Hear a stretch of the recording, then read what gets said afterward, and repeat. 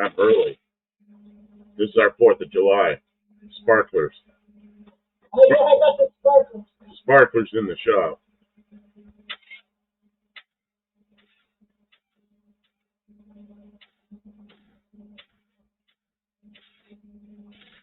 Got Dean Stevenson here from New Zealand. And we're up here celebrating Independence Day in the United States with Kim and the Sparklers in the shop. Yeah, we're early because I wanted to get the Sparklers. I figured she'd finish before it became time, so I popped it on early so we get the Kim Sparklers. I'll sparkle one more. You know, what else are we doing? Well, hard.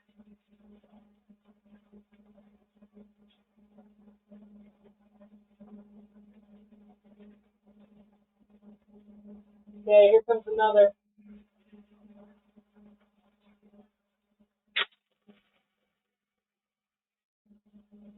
There weren't many sparks up that one. Oh, sorry. I'll try and make more this time. Ready? There's a few sparks. Sparklers! Happy 4th of July. Yeah, Tommy Hamlin says, Happy Independence Day. Thank you. You're from...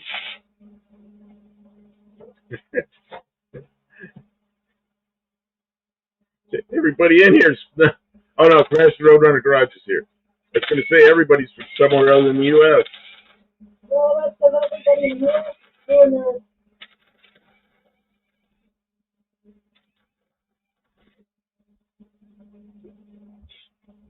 Yeah. Set something on fire? Yeah. A little Bondo or something that's under there? It's that epoxy that they glue the panels together with. Oh. Oh yes, Mrs. Mexican Speckles. Oh, you just threw that. Is she still asleep? I was on Mexican Specs live, but I had to go dive through the shower and clean up a bit before I came up here. And so I bailed out early, but she was sleeping. Ah, it's the air conditioned room. I see. She went in the air conditioned room. We've got AC running in here, but it's still. We just started it 10 minutes ago. Well, it's come down a degree. It's 86 degrees in here. A little humid, to say the least. But Slimo's here. Good evening. It's very humid. I had a jam and bonfire for you last night. It's the 5th in Australia now. A bit hungover. Oh no. Yeah, Mexican Spec said she bailed out early. She sure did. Inspector Bruce is here. Man, listen to that outside. Banga, banga, banga. Think those are, that almost sound like gunshots. No. Think it was, yeah, there's neighbors around here that are really, they're out there a little ways, but they're setting off some loud stuff. And I came in early, Inspector Bruce, because I don't know if you were here or not, but Kim was up there welding, so I said, that's our 4th of July sparklers. So that's why I came in. Wendy's here. Good evening. We're going to be welding all night, so it could just be, that can be our excuse for. We're going to be welding all night? Well, that's what there is to do, yeah. I mean, all the work that we're doing is. Well, where you just welded, I think, are we able to cut the tailgate open now? Oh no, you want to finish, or you probably want to finish that curvature up there. No, the curvature is good. It needs cleaned up, but it's. Yeah, it needs cleaned up. It's solidly mounted. It can't go anywhere. Inspector Bruce says he did see the sparks. Plus, that would be a lot of grinding, and that's really noisy, and I know you don't like that. So I thought we would do some cutting with the Sawzall, which is much quieter, you know? Sawzall's quiet? Yeah. We could use the chainsaw. A chainsaw on the car? Yeah. That just might ruin the chainsaw. Oh, wow. People do that all the time. Do you know where the Sawzall is? No, did we take it to Arizona? No, we took tools to Arizona, but I can't imagine why we would take a Sawzall. Do you remember where the Sawzall is? I do not. Shoot. Well, I'm even using them. other tool just because. Just grind it off. Hey everybody, I'm Kim of Kim Fixes Things. I'm here with Del Campo. We're here to entertain you for the next several hours. Happy 4th of July to those who celebrate. If you do not celebrate, happy festive weekend Saturday night. We're here, we're working on our Del Campamino project. Tonight's goal, big goal here, will be to get the tailgate to open and close with the top rail on it, but there's a lot more fabrication that we have to do. But I want to weld this from the back. It's going to be a lot easier to do with the tailgate open, so I don't have to stand on my head while I'm welding. No, we don't have a seat. So, well, I got to find the stupid cutterator thing. Cutterator. The coolerator was friends with Pete in his engine.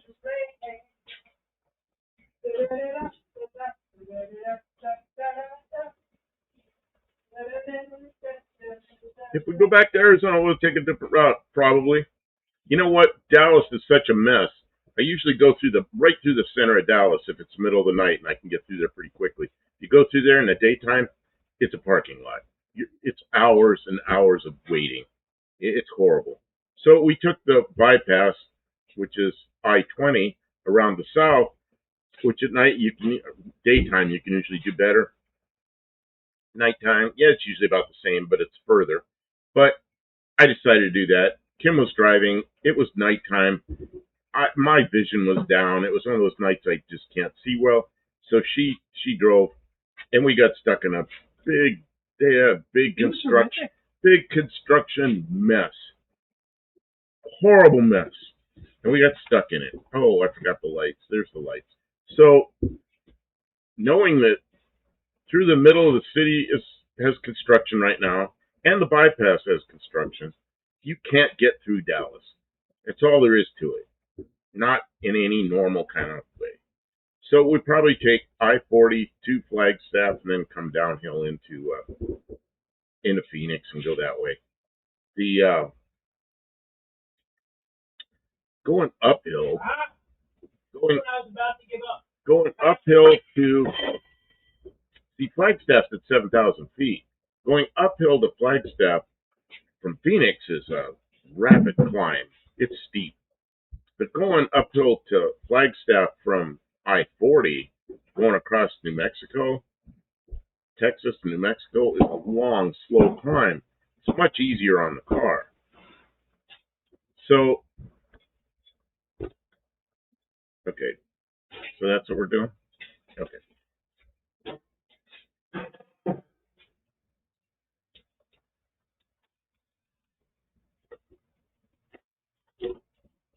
So, and then coming back,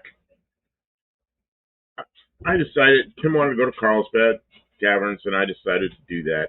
But I had no idea that included a 8,800 foot climb.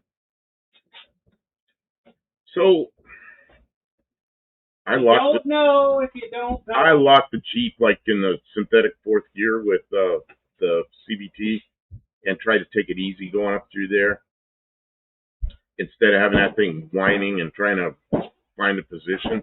I just locked it in the position, and it did okay. But I don't, it's a CVT that probably has 199,000 miles on it. What are you doing? A lot of miles. I'm moving you this way so that we can put the camera on the project that we're working on. And I know you hate to do that, but people want to see. I hate it. People want to see.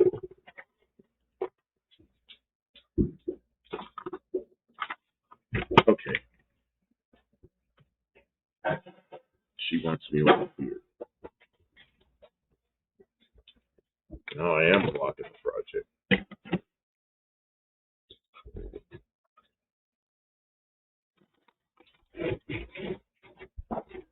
So Luis is here. Good evening. Yeah, we come in like 10 minutes ago. I came on early. Really moving stuff. Well, you're sitting like this. Don't you want to see that? I don't know, Kim. You got something in your imagination how you want me, and you haven't told me. You're just moving shit. So how do you want me?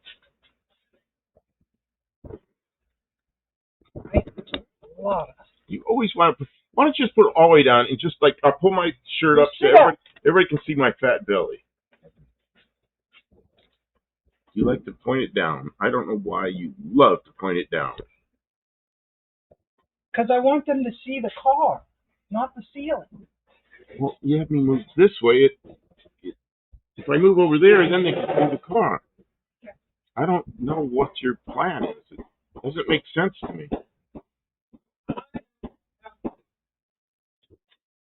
I'm going to go back to where I was.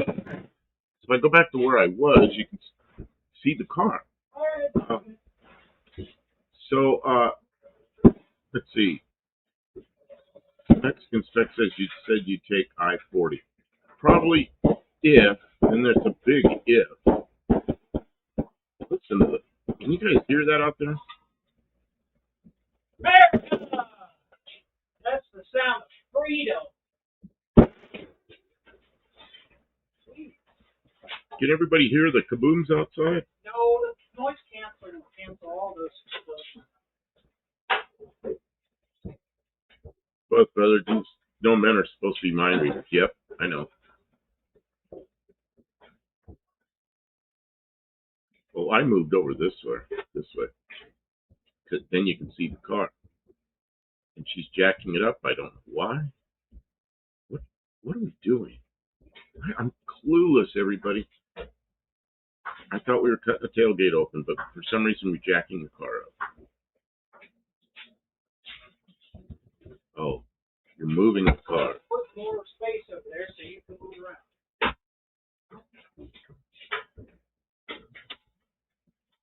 Let's see. Mexican spec says it says there is construction in 3 places in Oklahoma, but that's all the way. Yeah, we went through those places, but those weren't too bad. The bad spot was going through the middle of Dallas. There's construction. I want to avoid that because I know what the middle of Dallas is like. And I-20 around the south end of, wasn't really Dallas, it's around the south end of Fort Worth. Just horrible. They take like 4 lanes wide into a single lane. Well, you know what that does? It makes everything stop. And then you wind through this thing and it puts you back up onto I-10, where I-10 and I-20 come together. It just was terrible. It took like an hour and a half to get through like what should be 10 minutes. So the construction on I-40 is just normal kind of, they take you down to a lane for a short time and back up, or there's cones, and it's kind of strange in Oklahoma. Speed limit is 75, and the construction areas, they slowed you down to like 60. What? Do you want to do the cutting? Do I want to do the cutting? Yeah. You're the boss. I'm the boss. You're the big boss. It's your car. Yeah, Mexican spec says I-40 seems to be pretty straight shot to Arizona. No, yeah, it's definitely further than the I-40, 30, 20, 10, 8 route. But it's quick up to Flagstaff, but then you gotta head directly south into Phoenix, and that's just a big old downhill run. It's easy. That's like a 40 or 50 miles a gallon stretch. It's that's foot off the gas. You're going from 7,000 feet down to 1,000 feet in like an hour. Pretty good. So Kim wants me to cut, and you're coming around with microphones. Let's see, Mexican spec says it's 13 miles. Okay, I don't know how you went after Flagstaff. If you route just I-40, you let the thing do the routing for you. It takes you through a windy road down through the mountains in northern Arizona. I want to avoid that road. The way to go is to go all the way to Flagstaff and then get on I-17 and head down to Phoenix, and then whatever road it is to get to Gila Bend. Like Gila Monster Bend? Gila Bend, the I-8, and then I-8 over to Yuma. So you have to fiddle around a little bit and make it go the way you want it to go. People that wanted me to come out there did that, told me, this is the route you should go. It's the shortest. and it was it takes you through some mountain pass. I've been through it once. I don't ever want to go through it again. It's one of these roads where you go like this, you know, and it's shorter, but it's pretty annoying. Tommy Hamlin says my neighbor and his brother drove from Dublin to Cahir in Tipperary today in a 1981 Fiat Panda. That's over 2 hours each way on country roads. I don't know what a Fiat Panda is. It's a 1050cc 3-door. Oh, any car called a Panda's got to be good. That just sounds like, God, 1050 cc's. Is that a two-stroke? Ooh, it'd be even better if it was a two-stroke. Oh, he says 903. Ooh, I love two-stroke cars. You know what I'd like to have? I'd like to have a Trabant. No, you wouldn't. You wouldn't like to have that. Ring ding ding ding ring ding ring ding ding ding ring ding ding ding ding ding ding. A little smoky coming out the tailpipe. You mix the oil and the gas and put it in there. You wouldn't like it. Oh, it'd just be fun. Everywhere you went, people would go, "Is that a Pinto?" Someone over. You think you would like it, but in reality, not so much. Oh, here? Okay, Kim wants me to make noise. Well, I don't really noise. like that tool for that job. But why not? Which tool do you want? The grinder. Well, the grinder is going to make... That's going to make horrendous noise, and it's going to snag and catch and bark and spit. Oh, watch, I'll show you. Okay, Oh, I thought you were going to cut this piece off. No, that is the right tool. What piece? I thought I was supposed to cut this top off. No. I can grind that down later. Well, that's just a bunch of noise. That's all sharp and nasty and in the way. Oh, let's get rid of that. They can put up the grind for a minute. I can grind that off there with the grinder, but not with that other tool. Hey, have no fear.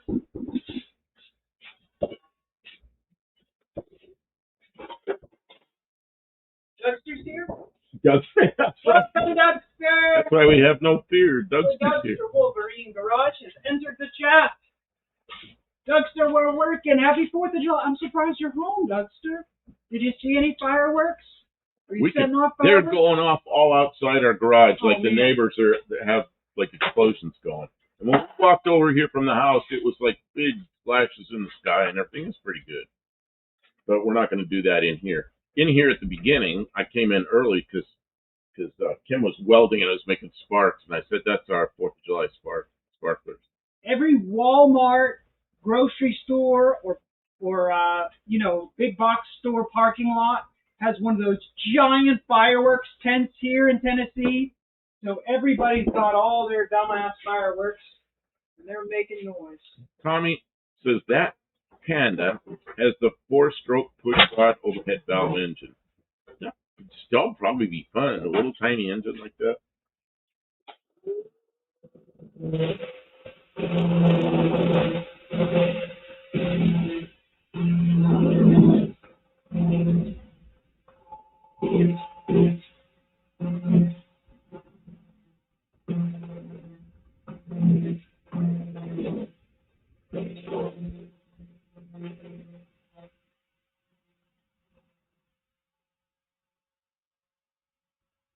More 4th of July spark. There. Now it's not so sharp. Oh, you're not going to finish taking it off? It's going to go. No. I don't feel like that. You want to do it? Like it. Want me to take it off? Okay. Here you go. Be careful. Put the cutter tool on. It's the cutter. That's the grind. That's the cutter. It's a cutter wheel. Yeah. What did you want? I want to slice it off. You can't slice it off. Okay, I'll do it this way. Hold on, you can't start until... Can't start until there's Well, I gotta set the cameras more up than so one they camera can going. see. You gotta have lots of cameras going. Gotta have lots of cameras. You understand? Oh, just so they can see fine. They cannot see. They have to see with their eyes. I'm try to make everything more difficult. Everything visually appealing to our audience that wants to see things. Crazy that I am. Crazy though I am, I'm trying to do my job. Okay. All right. Not cut. I'm not ready. This isn't started. He's killing me, guys. He's so. All I want to do is cut. Uh, Can everybody hear the banging outside? That's the fireworks. You're gonna have to start the video with your, the regular introduction thing. I gotta say, Buck Del Campo here again. Yes. And it's 4th of July, and there's all kind of noise outside with explosions. But don't worry, it's fireworks. And rockets, red glare, and sparks. And this is this new grinder that has the switch from hell. The easiest switch.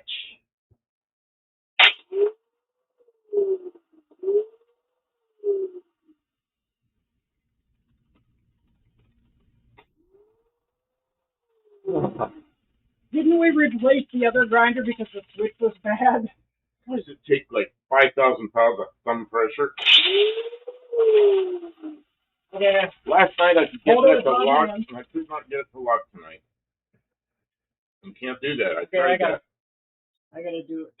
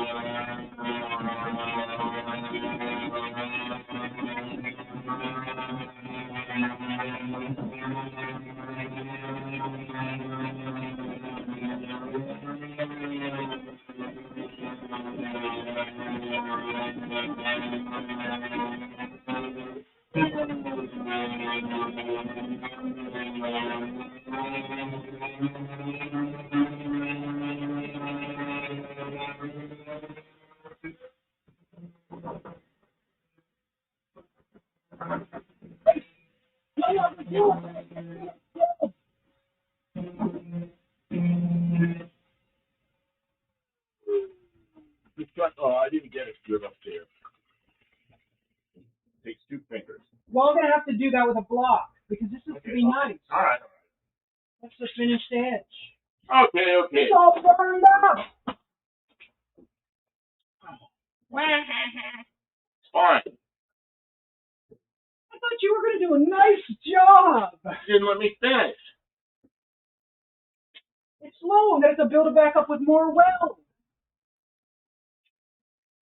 I'm just giving them a hard time, guys. Oh, it looks to me like there's still bumpy welds there. Okay. Oh, wait. Now you get the saw. Hey, Josh. Welcome in.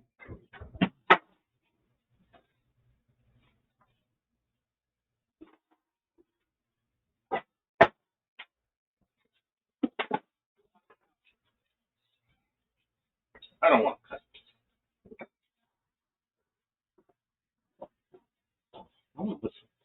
Now I can't go sit down where I want to sit down. The camera's in the wrong place.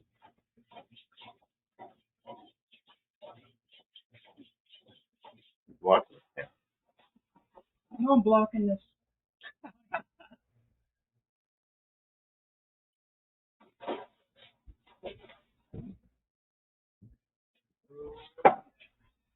Okay. Well, it's only I metal. want you to do the cut because All right. I will not cut it straight. Oh, I gotta hold this camera now. Yeah.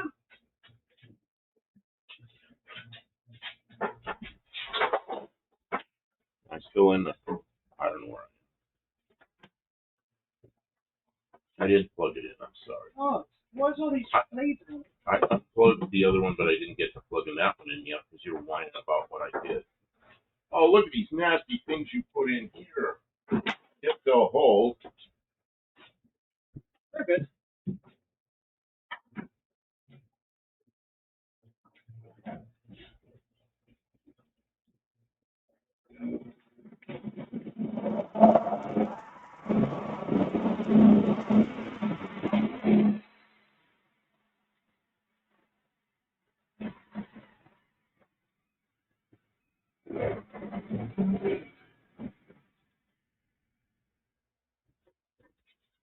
Okay, come around this side.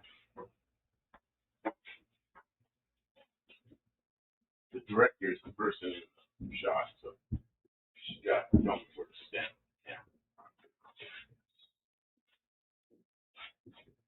Oh, it's cooler over here. It's really On your face.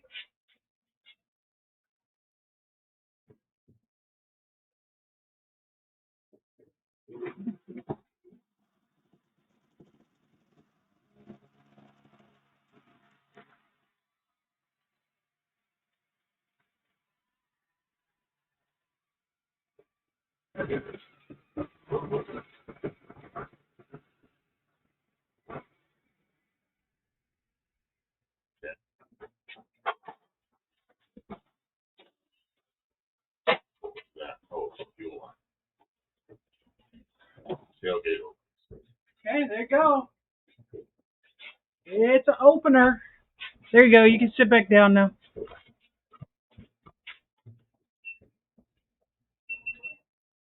I turned this halfway off. Halfway off.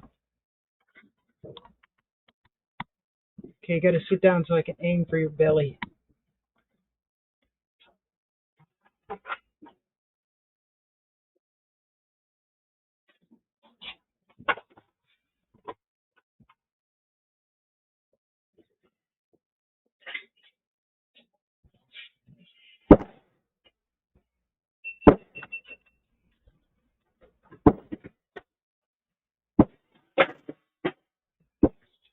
Pee in a bottle. It was the drink I had before we went to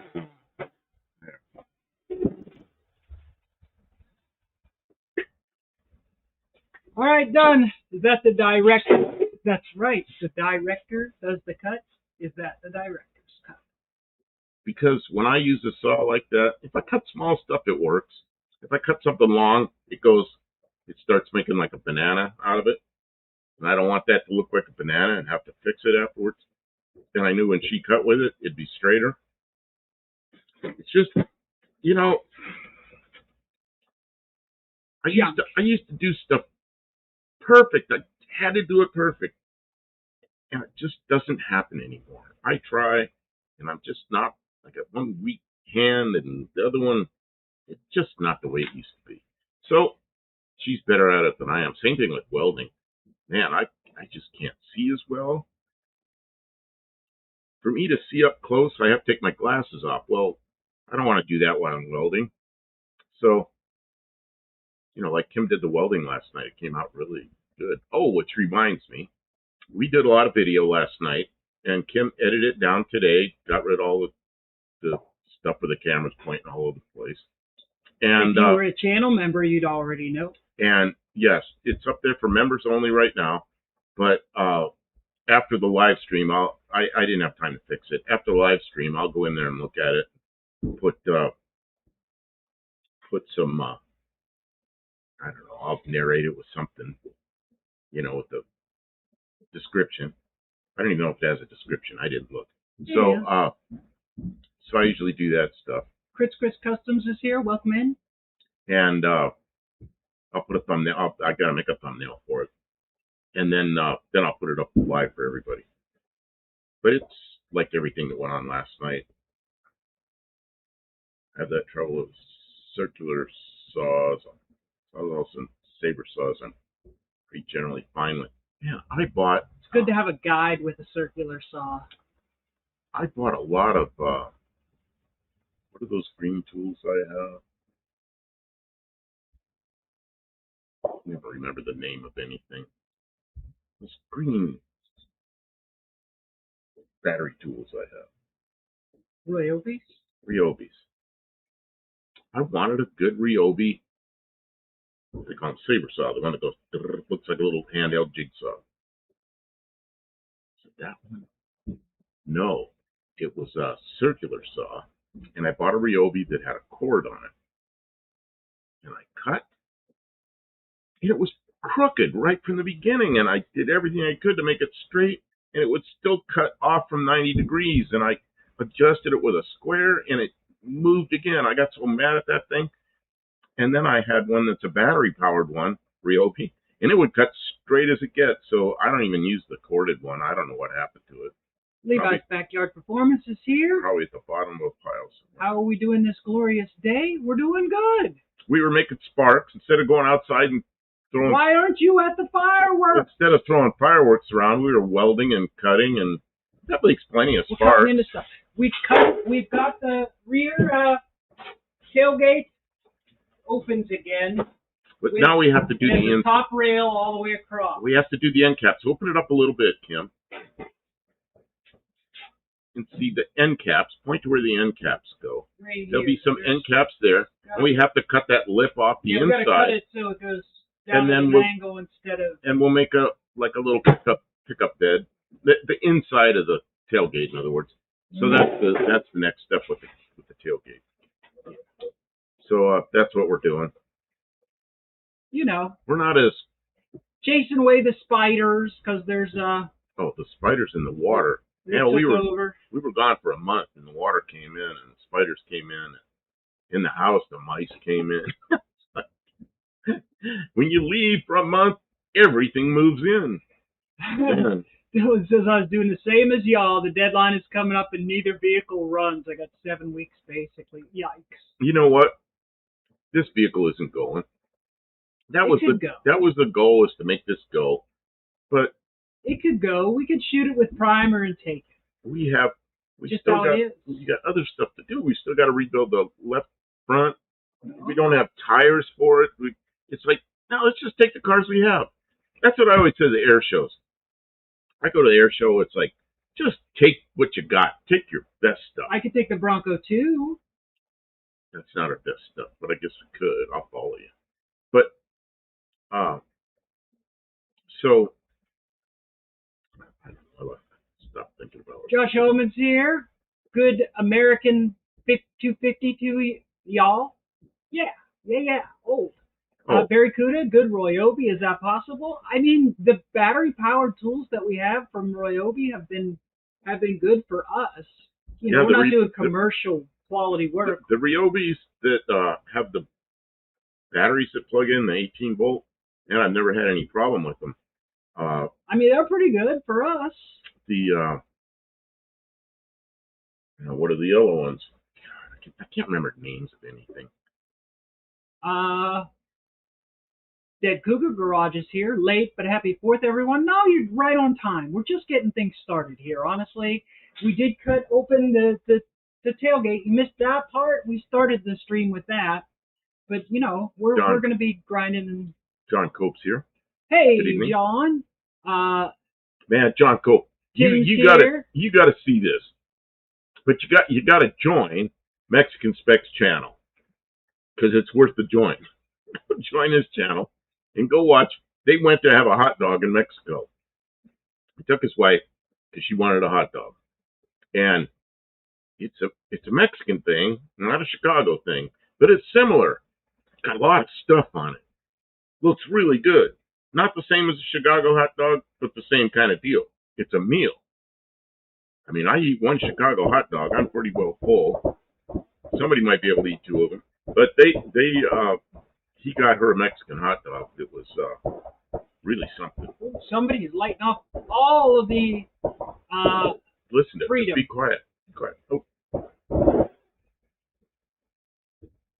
They finished. Freedom. Hey, Mean Street Mopar, didn't say hello to you before. Tim, hello. Mexican Spec asks, did I get a plate on the Bronco 2? I did! I told the stream about it on Thursday at the very end. You must have already tuned out. So yes, I have a plate on the Bronco 2. It is legal in every way except it does not have reverse lights. But it has insurance. It does have insurance. It has a plate. It has turn signals. It starts and drives. You have to lift the hood to start it, but we gotta fix that. We gotta put it. Just run a wire from the hood around through the vent window. And... Yeah.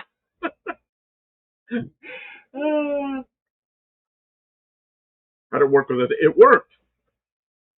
They accepted. I got the paperwork through on the amount that the real amount that I paid for the vehicle when I purchased the vehicle 2 years ago.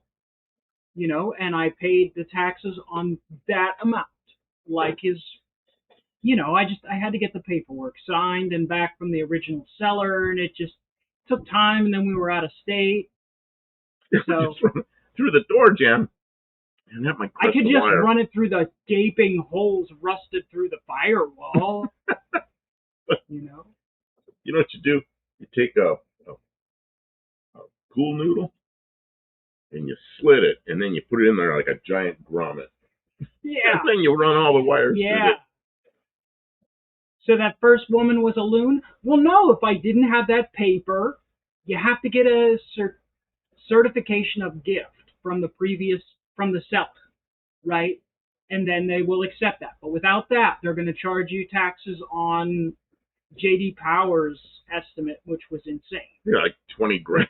No, I mean, she was telling me the thing, but handing me the paper. Oh, and she understood, but she's just got to enforce whatever the rules are. I was just mad because I didn't want to have to do extra paperwork, and I had to track the guy down, and I haven't seen him in years, and it was a pain. But well, yeah, they it's like $20,000. While we were in Arizona, all the paperwork came in, so I went up to the thing, paid my registration and taxes and everything on it, and it is now current. Look at this. Mike N's in Florida watching fireworks on the beach. Dean says, just don't try reversing on a legal roadway. Yeah. Well, she's also got. I drove behind her for a distance. Yeah. And turn signals, one light really dim, the other one's bright. She steps on the brakes. There's a dim light on one side. Okay, so there's some kind of grounding, some kind of issues there. But she's pretty good at working that out. The wires are there. I mean, we both had every old car you go through, you gotta fix all the grounds and all those kind of things. So yeah, you just gotta work that out. I bet all that'll work once you get all the grounds worked out. Very good. I have a couple of bad experiences with Ryobi grinder that the switch fell out the second time I used it. Well, that doesn't sound good. Got that fixed. It wasn't long before the alloy gears wore out. A complete dud. Man, I've got well, that's a Ryobi tools that I always date everything. I write inside where I was when I bought it. Like it'll say unit 2009. And I've got tools like Ryobi tools that are like 07 and 08, 09, 10, 12. I don't know. They're what are the yellow tools that everybody likes so much?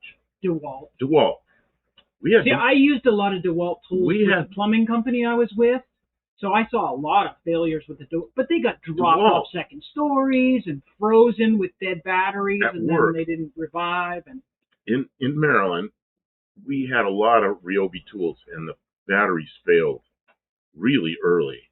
And I kept saying, you just buy some Ryobi because the batteries don't fail like this. Well, but they kept buying them. And then they bought like an adapter to put the new Ryobi batteries on the old Ryobi tools. And the new, whatever those new Ryobi batteries, they seem to solve the problem. They work quite well. So the only reason I don't have them is because I have all these. And so, we don't even buy the batteries when we buy a tool. We're gentle. We're gentle with the tools. Well, we got so many batteries and chargers. We just, that's true. You're not going to have tools in both hands. And we keep the batteries always topped off, which lends them to lasting longer. Mean Street Mopar says I was able to get a windage tray and hardware for my 318 W2 318. What's a W2 318? Not sure. From the 318 out of a Diplomat police car. Hey, that's excellent. A windage tray gives you more horses, doesn't it? Yeah, those were the days. Imagine being a cop and getting a 318 Diplomat with, what, about 86 horsepower or something? Man. Oh, man. I had a friend that was a cop. He came around one of those Diplomats, and he's a big guy. He's big. He's big everywhere and tall. And he's in this car with the seat back as far as goes. His knees are all bent like this, and in California, they got a shotgun here and all this. And he's just crammed in this thing. He looks at me, and that's when the first diesel cars were coming out. He says, next year we're getting diesel Max because they want these things to be really slow. Oh, man. Yeah, what pigs those things were. Mexican spec says, the bulb is, what is it raining now? Or is that something coming down from somebody's fireworks? No, that's rain. Well, that's good. It'll cool off in here a little bit. It's still 85 degrees. Well, and the other thing is it will make sure we don't have any fires started from any of the fireworks. Tim says not many fireworks here. The big fire south of here is about 80,000 acres, real smoky here. You know what? I saw that the news report that I saw said 90,000+ acres, and that they were declaring a state of emergency as they should. So I don't know. Be safe, Tim. Try not to breathe too much of that smoke, and we're praying for the people out there who are being displaced by that, because that's awful. I think I left my phone down there. Maybe they can get some rain. Maybe they can get some I was rain. going to grab my phone with the radar, but I think I left it down there. Well, you could minimize us. I mean, we're on screen if you want. You can look. Car Ponces, what year did reverse Was lights? it early 60s with the reverse lights become standard? It's just because the transmission wiring is burned off of the Bronco. That's why it doesn't have reverse lights. I believe in 1968, a lot of stuff became required, like side marker lights and a lot of lighting and belts and all that stuff. It may have been in there, or it may have been earlier. So I'll say my guess is 1968, but I bet Mexican Spec knows. Main Street Mopar says the W2 are the cylinder heads. Okay, those are the favorable cylinder heads. They're the performance ones that came from, like Mopar Performance. Direct connection cylinder heads, maybe. It's very good. It says had a Ryobi electric chainsaw. It didn't cut much before the clutch or whatever started slipping. It's useless. Wow, we had two electric. We have two Ryobi electric chainsaws. No, we don't. Yeah, we do. There's one in there, and there's one over on the thing. Okay, well, there's some other brand electric chainsaw that my former wife bought. Oh, that one's like it's the blue one from the big box hardware store. It's a piece of shit. It doesn't cut anything. You can put a branch this big around and cut for a half an hour. It doesn't cut. But the Ryobi ones, we've used the Ryobi ones on small stuff and in here cutting stuff indoors where we don't want to run a chainsaw. They work fine.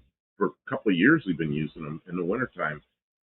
So I don't know. Maybe Ryobi, you get down under, comes from another place? Don't know. Or maybe we've been lucky and you haven't been? Don't know. Josh Thomas says, I always heard that diplomats were well regarded. The police officers I knew, well, see, we'd come out of the era with Dodge, like 1969, 70, 71, 72 Dodge Polaris with 440s. Well, 72, they started to get slower. So like a 71 Dodge Polaris with a 440, my God, that's like a 170 mile an hour car, you know? Then you get cops that are used to that, and then they're in a Diplomat with a 318. It's pretty sad thing. Although they may have been okay cars, you know. The Diplomats, right? They were heavier because they upgraded the suspension with the FJM bodies from like an A body, so it was a heavier bodied car, but the same size engine, but it had all the pollution controls on it. And then by the time the Diplomats came out, they were using the Chrysler lean burn. And there was a lot of people that really hated the Chrysler lean burn. And there was reasons to hate it. But the other thing about the Diplomats is they changed the transmission out to from the 904 to the 999, which had a low first gear set.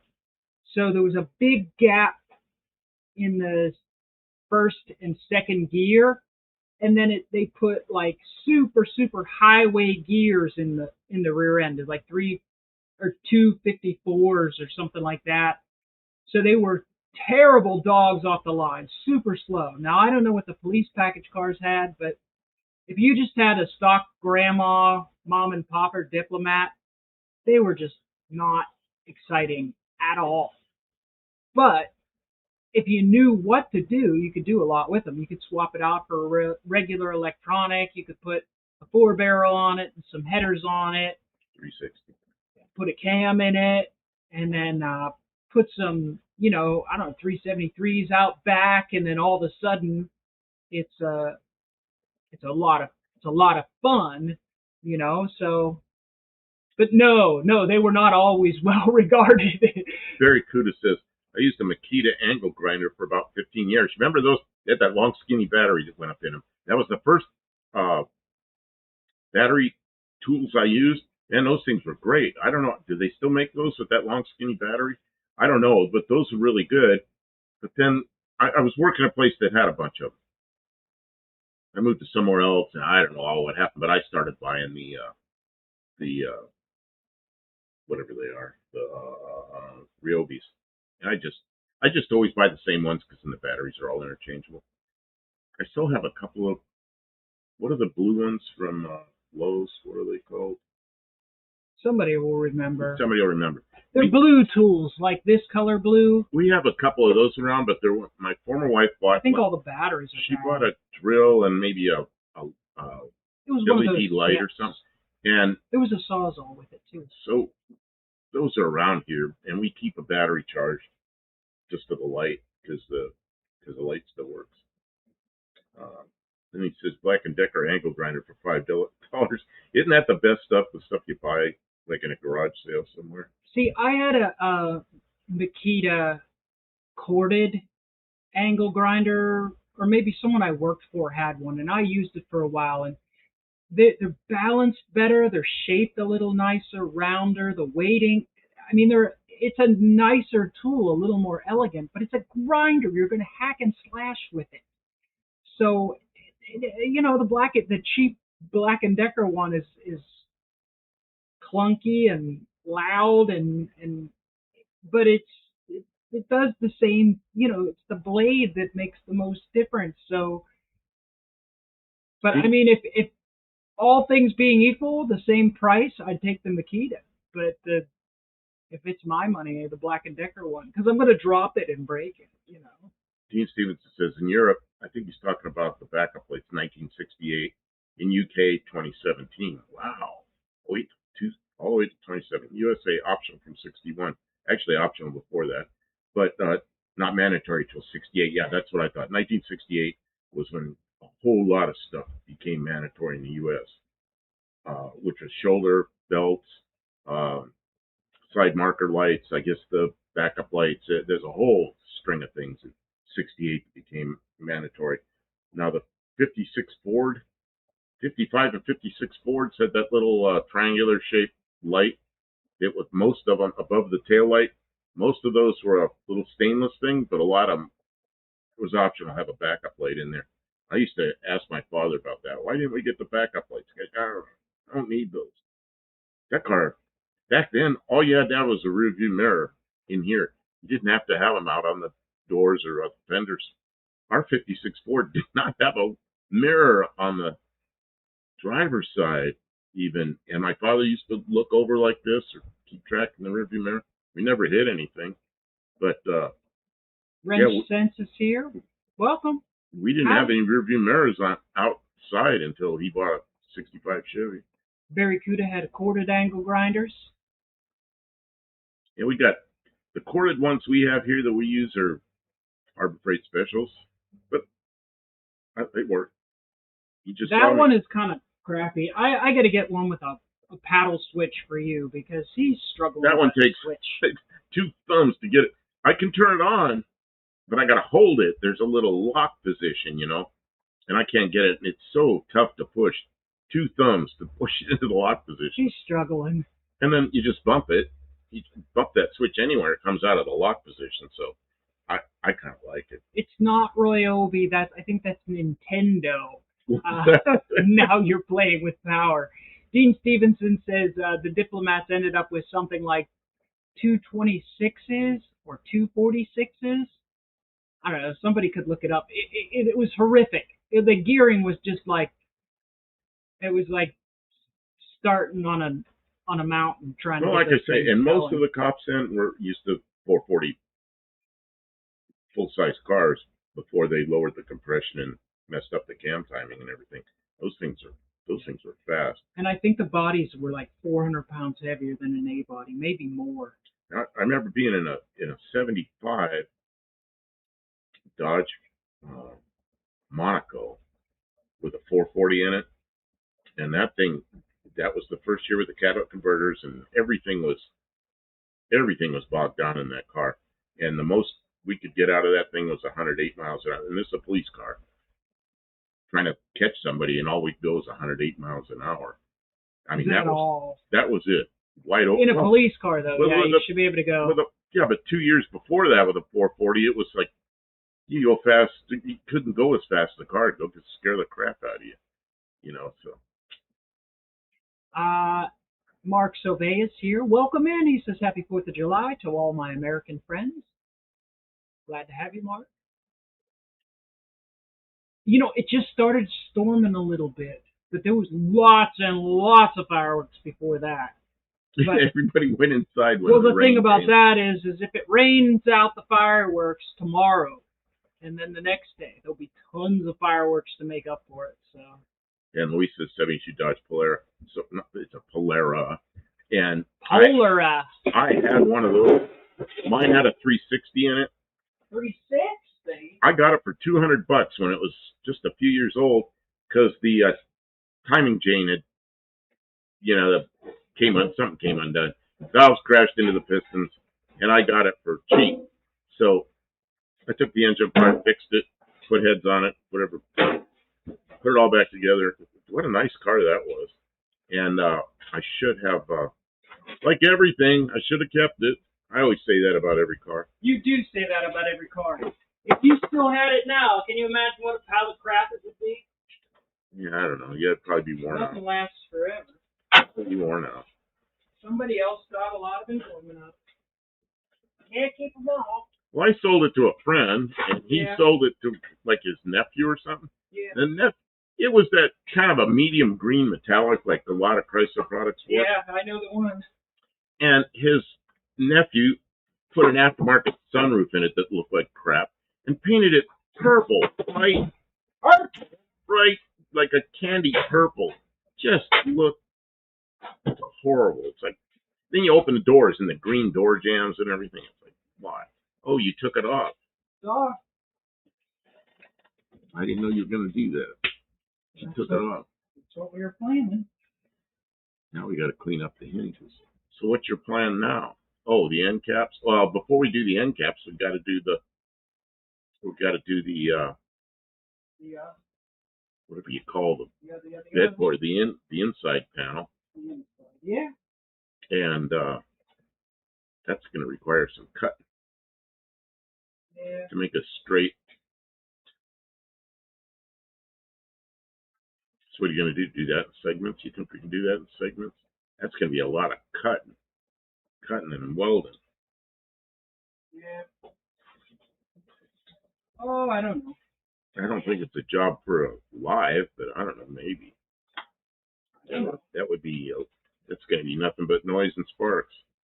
Oh, you know what I did is I made that piece last night to work on. I don't know what piece that is.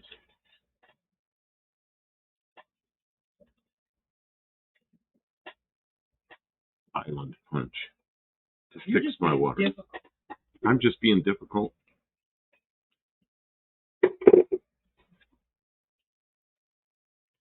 Island punch fixes the water, makes the water a little nicer.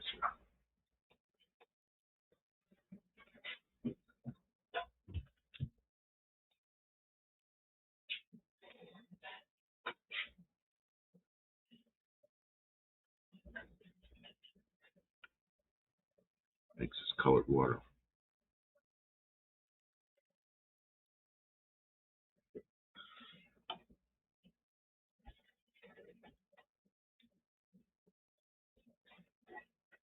Why does the top always cross there?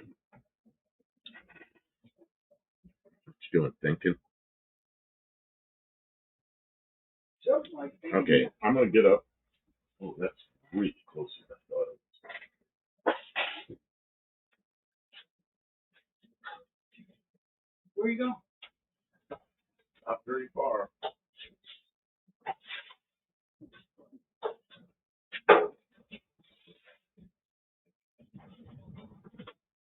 I'm thinking that the panel will weld to this radius right here. And it'll weld easy way to do it. We gotta do easy, which means we have to cut that much up all the way down there. And then probably triangulate to that thing so that thing's at least like a few things inside like that. And then shoot a bunch of doobie paint in there so it doesn't rust on the inside. But before that, we gotta do little tacks on the outside or tacks down in here so the segments are fully. And then, yeah, it's a lot of cutting along here to make this a straight line. Yeah. If you can see that, that's kind of what we got to do.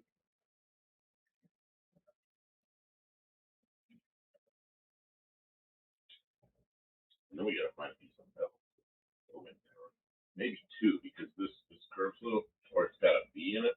So probably two pieces of metal at least, maybe 3 or 4. I'm coming back. No. You can't go and give a tutorial explanation. Nobody but Buddy Carpano sold the Camaro to a cousin. She hit a tree first day she owned it. First day, one day. Trees jumped out and bit my Camaro. That's obnoxious. I'd be so mad. Give it back. Give me back my Camaro. Bitchin' Camaro, bitchin' Camaro. What are you doing? I ran over my neighbor.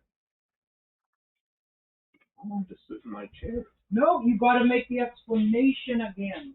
Got to do it twice. We do it nice because we do it twice. You got to explain it to the chat. I did explain it to the chat. They're over there. You're talking to me over here. It's like you're not paying attention. Okay. Excuse me. Careful.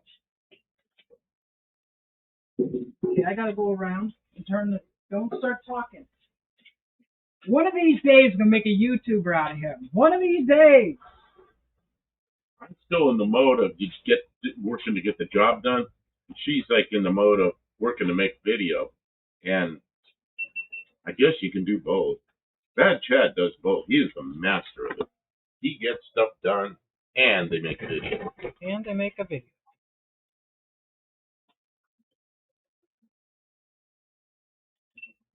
So that camera, it needs something under it.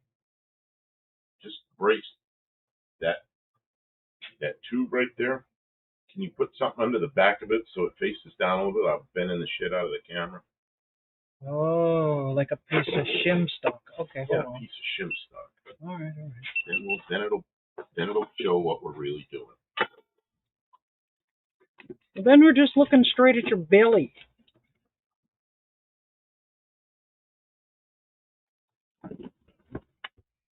Go over here.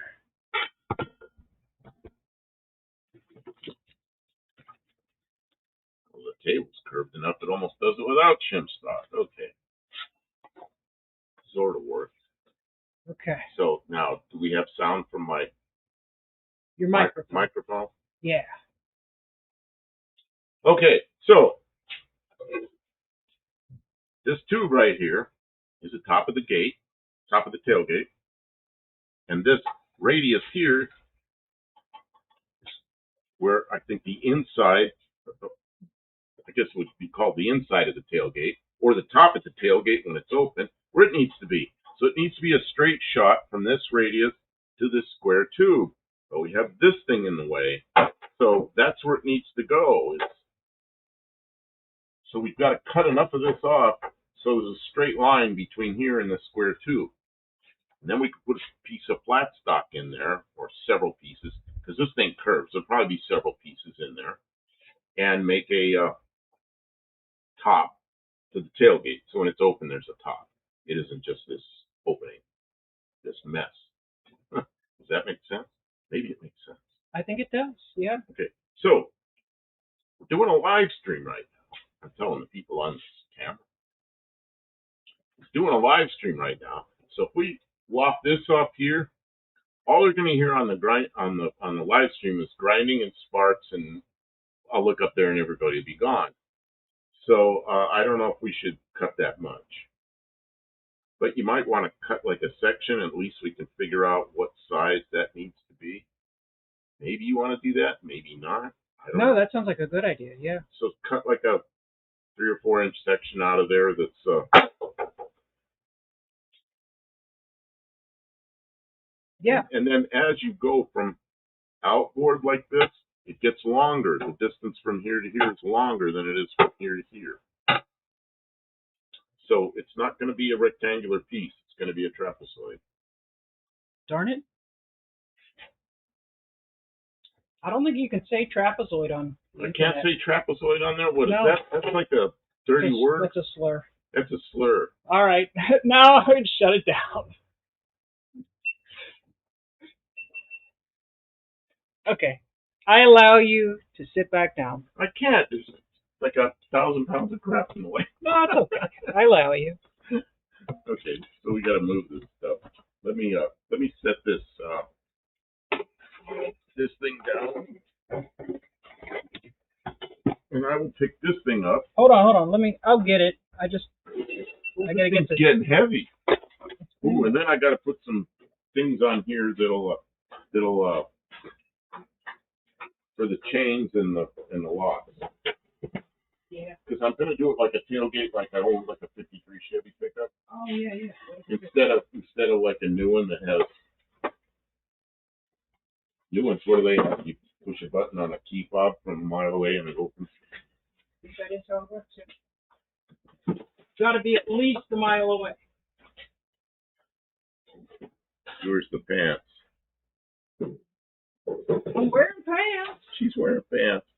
Okay, so pink and purple people eater was obviously an early Dodge sedan with mismatched panel colors. Damn it, except for me. I'm the low bar for acceptability. I watched UTG's Hemi paint dry for 4 hours. That was only 4 hours? I left it on so you get the view time. I woke up a couple of times. It was still going, and there were still people in the chat. I figured they were sleeping. But you're down under, so it was middle of the day for you, I guess. Yeah, it was a watch the paint dry video. I was amazed how many people watched it. We didn't do that. We haven't done that yet. Everybody loves a good paint drying video. Or not. Oh, it says, I think there's other exceptions about purple, too. I can't quite recall what I was thinking of. I might consider a purple street bike if I were a rider, though. You know what's, a lot of people like it. I'm not one of them that likes it a lot, although it's okay, is the Plum Crazy on Chrysler products. When was that? Late 60s, early 70s? Maybe early 70s? Plum Crazy. Vintage is here. Good evening. Oh, and Wrench Sense says 49 Merc in purple works. Dean Stevens says Tex Smith lead sled color. And Vintage says my dad has a 50 Mercury. Very good. They don't paint cars purple these days.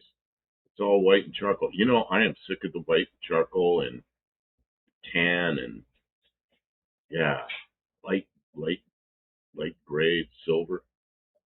Can't they think of anything else? And I remember in 1968, driving by the Ford lot one night, my father driving, I was probably 14 years old then. Ford lot was all lit up, and there was a whole line of Mustangs there, and they were all like bright green, bright purple, bright every color you could think of, bright colors. My father said, "Man, I miss seeing all the bright colors." I'm glad to see that. You know, I remember those, but I don't remember what they called them. It was a whole series of Mustangs that were bright colors.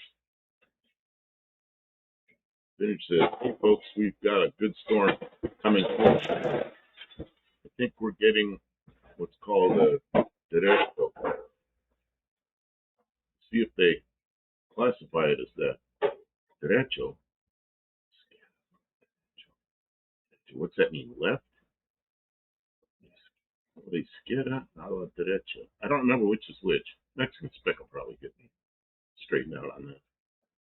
I think derecho is left. Scared right? I don't know. What is it? They painted the 1995 through 95 and 94 Escorts with a light purple. A certain segment of the population bought this. Yep. Ranch said, and you can't stand Mustangs. And can't stand, oh, you can't stand Mustangs? Yeah, Mustang's okay. I even like the Mustang 2s to a certain extent. I do now more than then. I didn't like them at all. But it's like the best Pinto you can buy. The good thing about Mustangs is that you can get a lot of the Mustang parts super cheap. The thing that seems to be hard to find is a decent Mustang. I had a 67 Mustang Fastback that I really liked. Really liked that car. Mine had a 289 in it. I had a friend that had one that was a 390 Mustang GTA. Man, what a nice car that was to drive. Man, that thing just rolled down the road. I remember going 100 miles an hour. We're out on US 101 in Central California at night. You mean in Mexico? Nobody around. I mean, we wouldn't have done this if there been any traffic. Just nobody around. Straight stretch. If anybody knows the area south of Santa Maria, California, roll along, and I just started easing into it. There at 100 miles an hour, and it was showing 4,100 RPM, and there was lots of gas pedal left. He goes, "What are you doing to my car?" I said, "It's only 4,100 RPM." He goes, "Well, step on the gas." I said, "Nah, I don't want that ticket." I got out of it.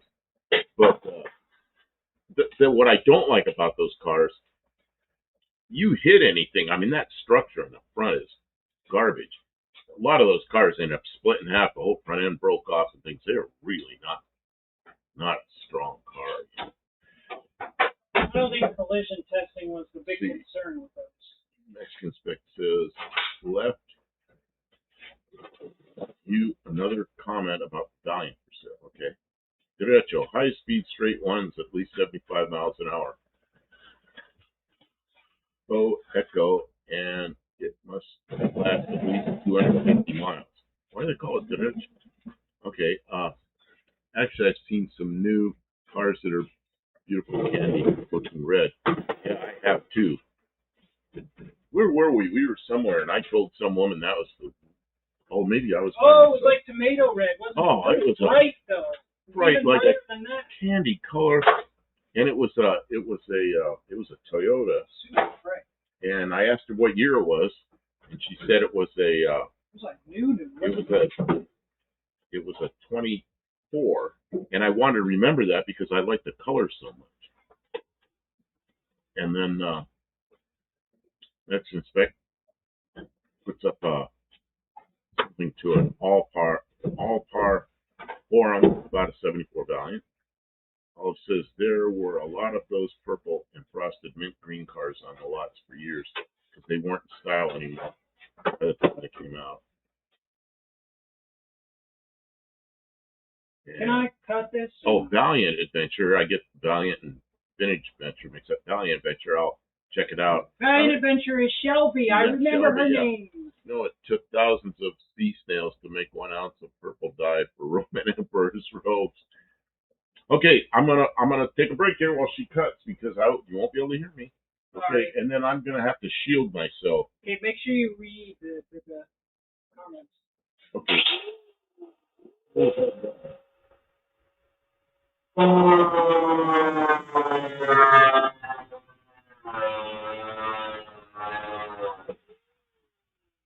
You want to get your headphones? No, just finish.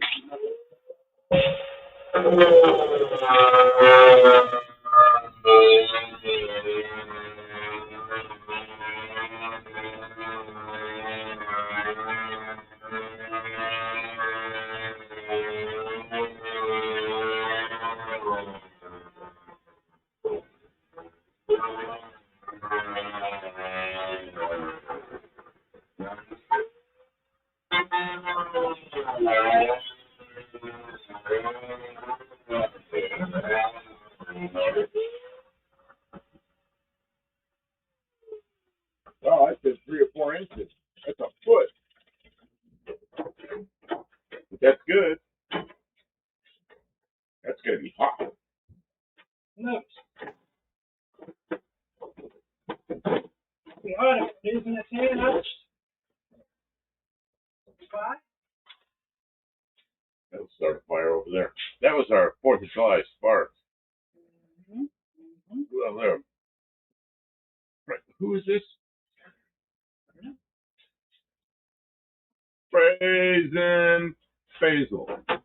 Hey, what's up, Gramps? Is that me, Gramps? You know what?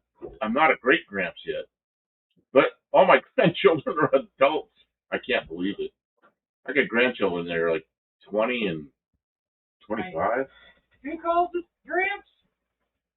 I don't know how to pronounce it. Brazen Basil. New here. Where do I put my coat? Well, you know what? What we do here is we're customizing a car, and we work on all kinds of old stuff. But we've been working on this for a while. If you're familiar with old cars, flip the camera around so they can see what we're working on. it's an old Plymouth Valiant, and we're in the United States. I don't know where you are. In the United States, we got 4-door Valiants and 2-door Valiants, but we didn't get any other ones. And in Australia, they got. I'll show you a picture. There's a guy named Tavo that comes in here from Australia, and that's his car. And that's a Valiant UTE, like a utility car. Kind of like an El Camino or a Ranchero, if you remember those here. And so we decided to make one of those. So It used to be a 4-door car. it's Kim from Kim's Fixes Things, and me, Buff Del Campo, and we're building this thing. Hello. And we've been at it for a while, but we took a break for a month and went all the way to, we're in Tennessee, in the U.S. The car used to come back to here and then, you know, have a thing and then a trunk. Right now we're working on the tailgate. But, yeah, so we're working on this to make it into a little pickup and make it something different for the U.S. Yeah, and Kim's making her own 4th of July fireworks. That's correct. I came in here. Normally we start at 9 o'clock Central Time in the U.S., but I came in about 3 minutes early because she was welding, making lots of sparks. So I said, well, here's our 4th of July sparkler. So we did that. But anyway, I am not in the picture yet. I got to turn it a little more. There, maybe that's enough. So Gramps, I'm Buff Del Campo.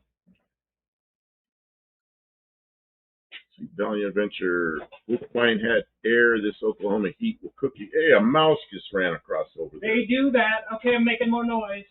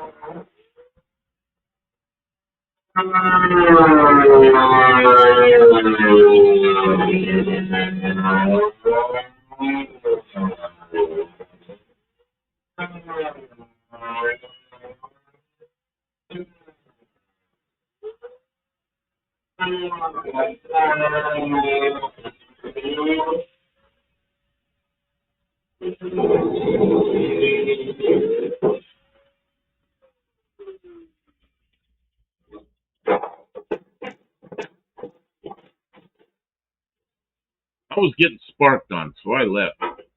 Let's see here.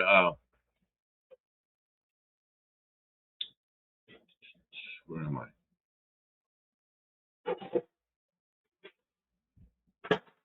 A coat check number is 3. Where are you that you need a coat?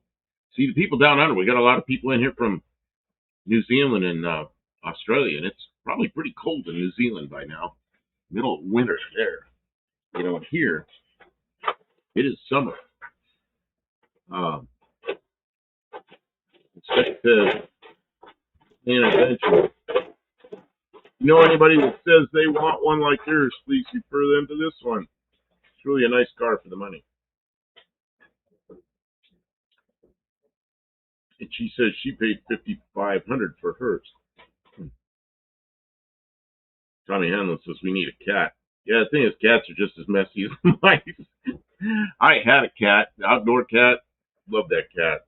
And one day it disappeared. So something got it. We got coyotes around here. Maybe coyote got it. I don't know. Also, some big birds hovering around that grab animals. So I don't know. Braden says it's hot and muggy there. Yeah, same thing here. Well, it isn't that hot here. It cooled off because it rained. Braden says, save the grinding for off camera, not to be rude. But this is a working channel. Yeah, I agree. It gets kind of loud, but we needed to make a cut. Craig May, how y'all doing? We're doing all right.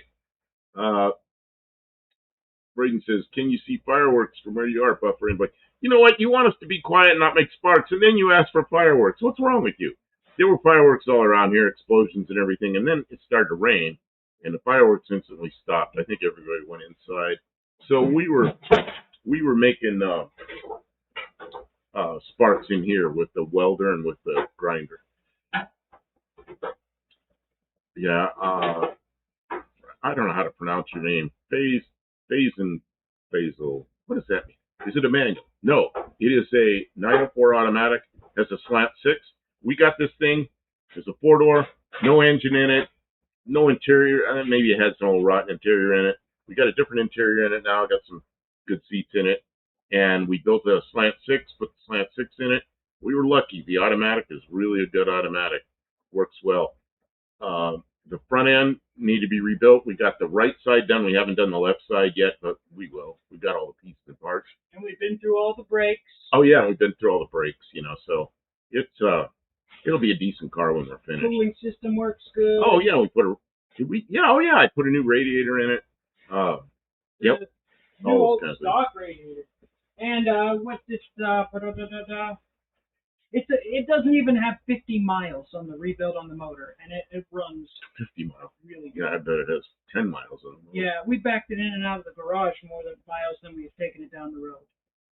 It's been hot back here. Well, we were in Arizona for a month, and so we were used to a cool night in Arizona was, 80 something, and during the day it was 108, 109, 110, 111. We came here and there was a severe heat warning. 93 degrees. And we kind of laughed. So, yeah, I guess it's been hot here.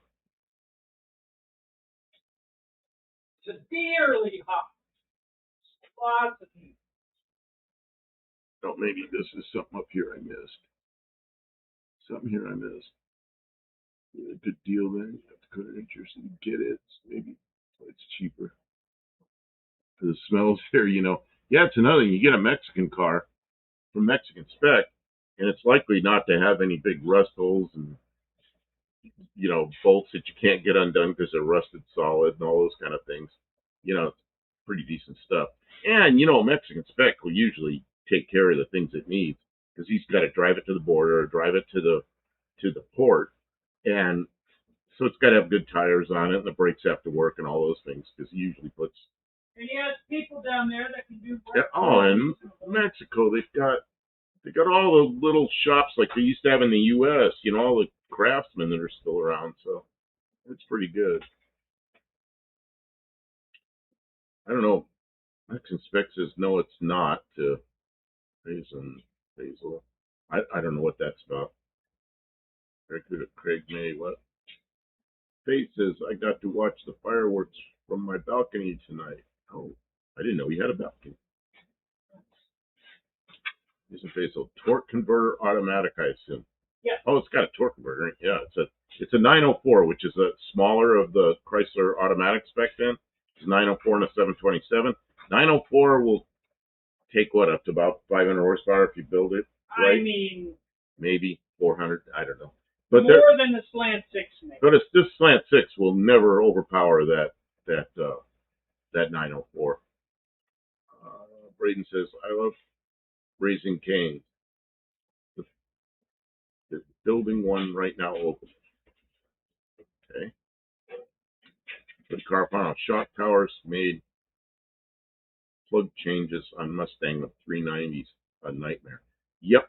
Oh, and my Cougar, you know, I had a 67 Cougar that I put a small block Chevy in. And a lot of you have seen pictures of that thing. I don't have them up here in the shop, but that thing, you had to undo the motor mount on the driver's side and jack the engine up to get the back. Oh, and pull the header off. That's fun. You had to release the bolts and pull the header back to get the two spark plugs. And that thing used to foul plugs all the time, so that was a pain. But it was a fun car when it was working right. It's kind of like a helicopter. Drive it for an hour and maintain it for 10 or 12 hours. Drive it for another hour. Well, that sounds like my skid loader. Yeah, skid loader. It's just like a helicopter. It's that kind of maintenance schedule. Braden says, I'm going to go stay at the Trump Hotel, or at a Trump Hotel. And why would you do that? I mean, aren't those places really expensive? What about your car? Are you going to get another car?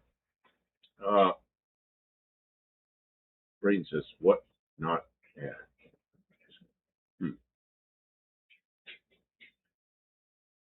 Okay, there's some joke that's something down under that they're laughing at each other, and I don't understand it. No, it's not a manual. Okay. Craig May, no, I'm just old. Craig May is old. I always thought I was the oldest one in here, but I think there's a couple of people in here that are actually a year or two older than me. I know Tim is. Tim's like a half a year older than me. Oh, that's right. Because I met Tim at No Name Nationals in person. He was doing some video there, and he was, we got talking about it. We were both 72. Did you turn 73 yet, Tim? We were not the same age, and then we were the same age, and I think now we're not the same age again, because we're like 6 months apart. He says, Mr. Wolf. He says, I'm watching The Bad Guys from 2022 movie, Mr. Wolf. Braden, yeah, their insurance company should be paying me out, right? Plus the Trump hotels are 600 something a night. Yeah, I don't think I'd stay there just because of that. Now, we stayed at hotels going, you know, I used to make that trip to Arizona a lot. And I slept in my car. I just pull in a rest area and put my head, I get so tired I couldn't drive any further. Put my head back, sleep for 2 hours, and then I'm going again. That is kind of uncomfortable, but I didn't care. I was trying to get there. Well, with Kim with me, and I'm a little older now, we stopped in hotels. And I think we were paying about $110 to $130 a night. Like, all right. But to me, that's about my we limit. went to that one place. They wanted it one. Oh, it was $190. They wanted. It was $212 with tax or whatever. Yeah, it was $199 or something plus the tax, and I was like, nah, sorry. We'll move on. Which cost us though, because we ended up driving to another city, and they didn't have anything, and then we drove to another city. I wanted to stop early, and we ended up stopping at midnight or something. It was late. But, yeah, we stayed at a cheaper place. And we put some miles on it down. I mean. Yeah, we put another 250 miles or 260 miles behind us. Very good. Herbal Canless said, you've got a good torque plate. It will probably outlive you. I've had torque plates that had over 100,000 miles on them. C.D. Burlock says, I'm 68 in August. Yeah. And Craig May says 66. Yeah, you youngsters. I'm 72. It's not a contest of who's oldest or who's youngest. Well, you know, I was 55 like a couple of years ago. What happened? It's just like, got old. It went, the whole 60s just went away. Did we get the continental breakfast? We did. We got free breakfast with just about all those. That's what Kim does. As soon as she's up in the morning, she's down there to get her coffee. I'd be up at 6. She's bringing me sausages and then No. Potatoes, what do you call them? Some kind of cut up potatoes. Sausage. It was good. Yeah. I mean, if you're paying a high price, Although you might as well get the price. the place we stayed in Yuma was a Standard. yeah, it was an except. What was that place called? Candlewood Suites. And a Candlewood Suite, you have a full size refrigerator and a stove and cooktop, you know, and a lot of stuff. Dishwasher. But you don't get any breakfast. But you, man, we first day there, we went grocery shopping, packed the refrigerator full of food, and you know, we just took care of ourselves. We only went out to eat, I think, what, 4 times. Twice friends took us out, and then twice we went out. We went out to a Mexican restaurant, real Mexican restaurant, because Yuma's right on the border. And then I know we went out somewhere else. Oh, we went to a Golden Corral and ate too much. Mexican spec says it's better to stop early and leave in the early morning. It's cooler and less traffic. Yeah, I don't know. I guess most of the He don't like to get up early when he stays in a hotel. God, And we got to that one place. It was stayed already late. late in the evening, and they wanted $200 and some a night. And we were just like, one night. we can go another hour to the next town, and they'll be cheaper by like $60, and we'll be an hour closer to home. Let's just do that. One But then night. it turned into a longer and longer thing. Yeah, one night. There, 2 nights I think were after midnight. One night it was after 2 in the morning, and they said, "Well, you can have a late checkout if you want." But you know, I don't want to leave. I don't want to leave early if I just drive until 2:30 in the morning. Ever build any older stuff? Well, yeah. Mine's a 66. Her daily driver's a 66 Dodge Dart, and we've done a lot. We put an engine in it. Twice we put an engine in it. And we swapped it from a manual to an Oh, automatic. and it was a manual. It was a 3 on the tree. She didn't like it. She put a 904 in it. So it's got an automatic in it now. Ooh. Spark laters. Ooh, I looked at it. That was stupid. Look at it, I got more.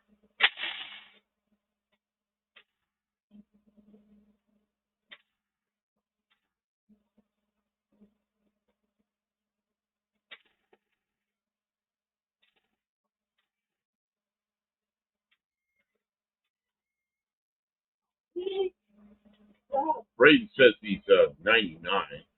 Looks he's in his 20s, but he's 99. What is that, metric? Metric year.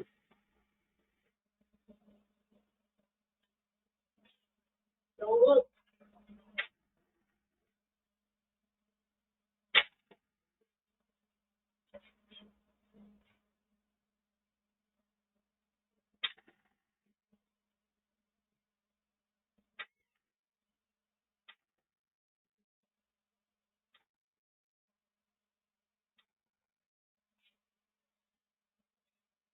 And then Craig May said he's riding 73 RD350 in 76. You know what? In 76, that was 50 years ago. That was the 200th birthday of the U.S. And I remember that real well because I went to a sprint car race that night, and they had a fireworks show, and they had a big it was a big deal. And then they had longer races than normal, you know, more laps. It was great. It was really a good night. I remember that quite well. Man, I can't believe that was 50 years ago. Seems like I was just standing there. They're playing the national anthem. I'm thinking, man, that's 200 years. Now here we are today, 250. But I'm not at a sprint car race. I had to quit sprint cars. That'll break you, man. I had radiator air conditioning shop, and I was sponsoring 2 sprint cars. That'll just keep you broke. Because every night at least one of them crashes into the wall or hits something or breaks something, and then they come to me for money, you know. But I get the name of my company on the up on the wing or something. Ugh.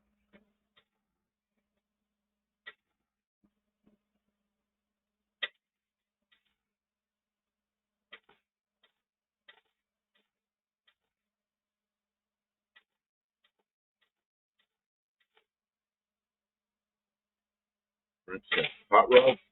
Oh, wrench that hot rod. Well, I don't know.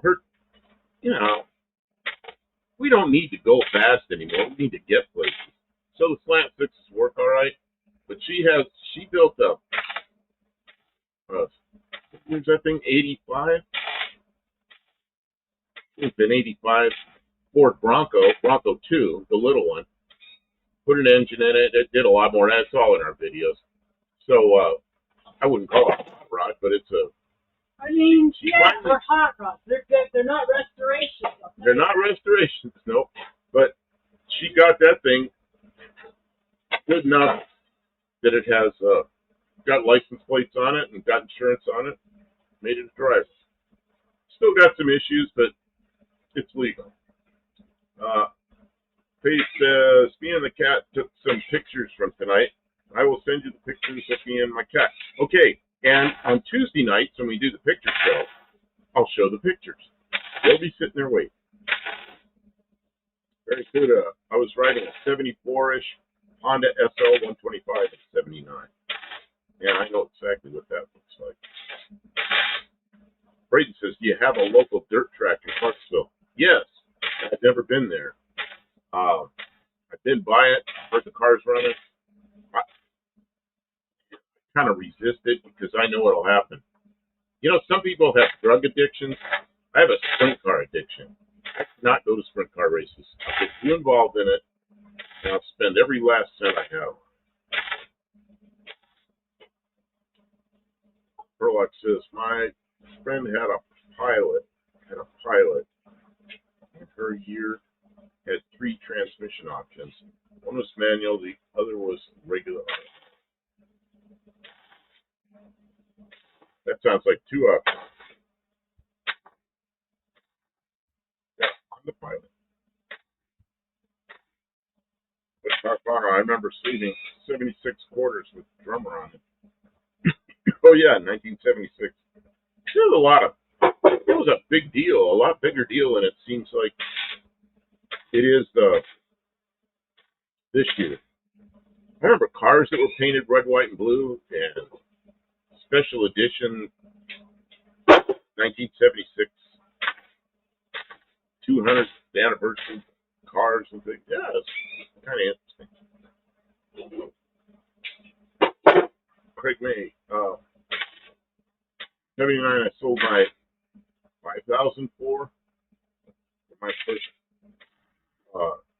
650 Yamaha, an orange TF great bike.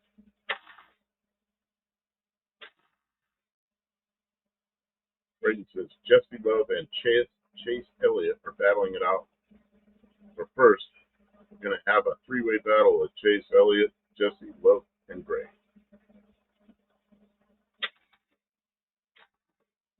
Oh, this is some freaking coffee to me. I don't know. I hate it when the welders do that.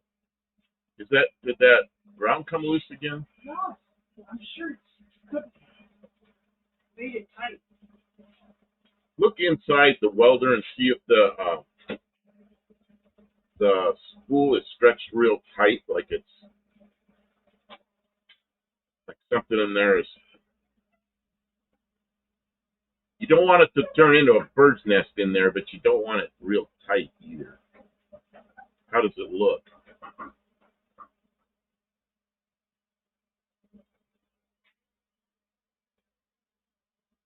Oh, Burlock says it had the CVT, cost $3,000 plus labor to replace new.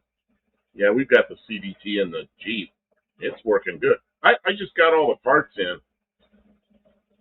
Oh, I get it. 5004 Honda or 504. I remember those things. I remember riding those things. The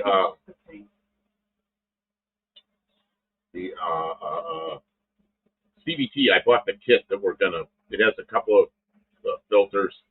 Actually, one of them's not a filter; it's a magnetic thing, and the other's a filter and a gasket.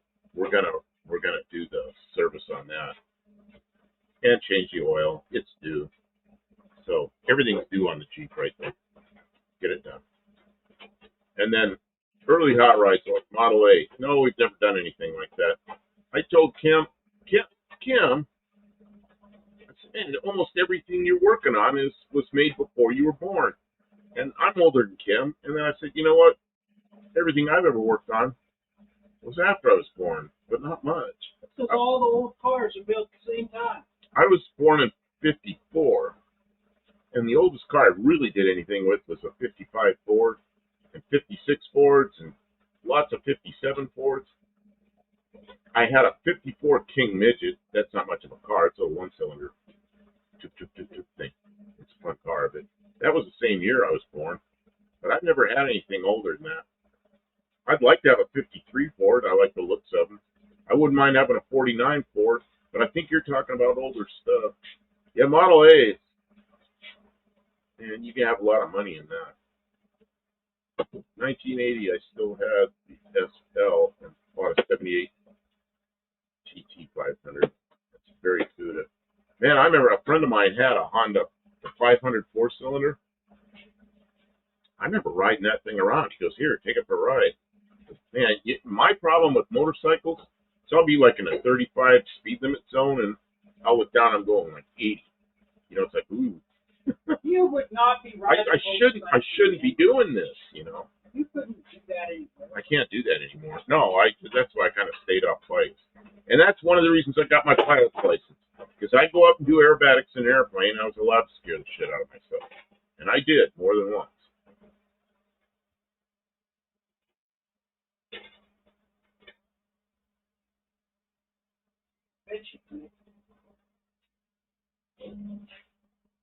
I'd do something and go, ooh, that was a close one.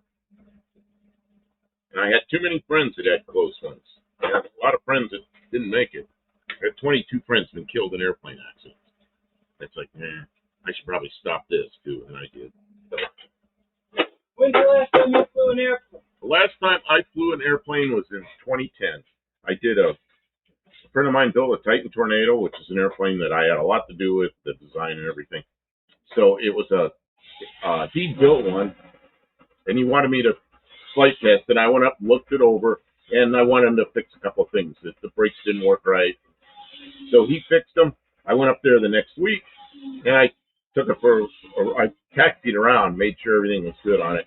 Took it for its first flight, checked out everything, did a couple of stalls, everything. Man, it flew great. He built a really nice airplane.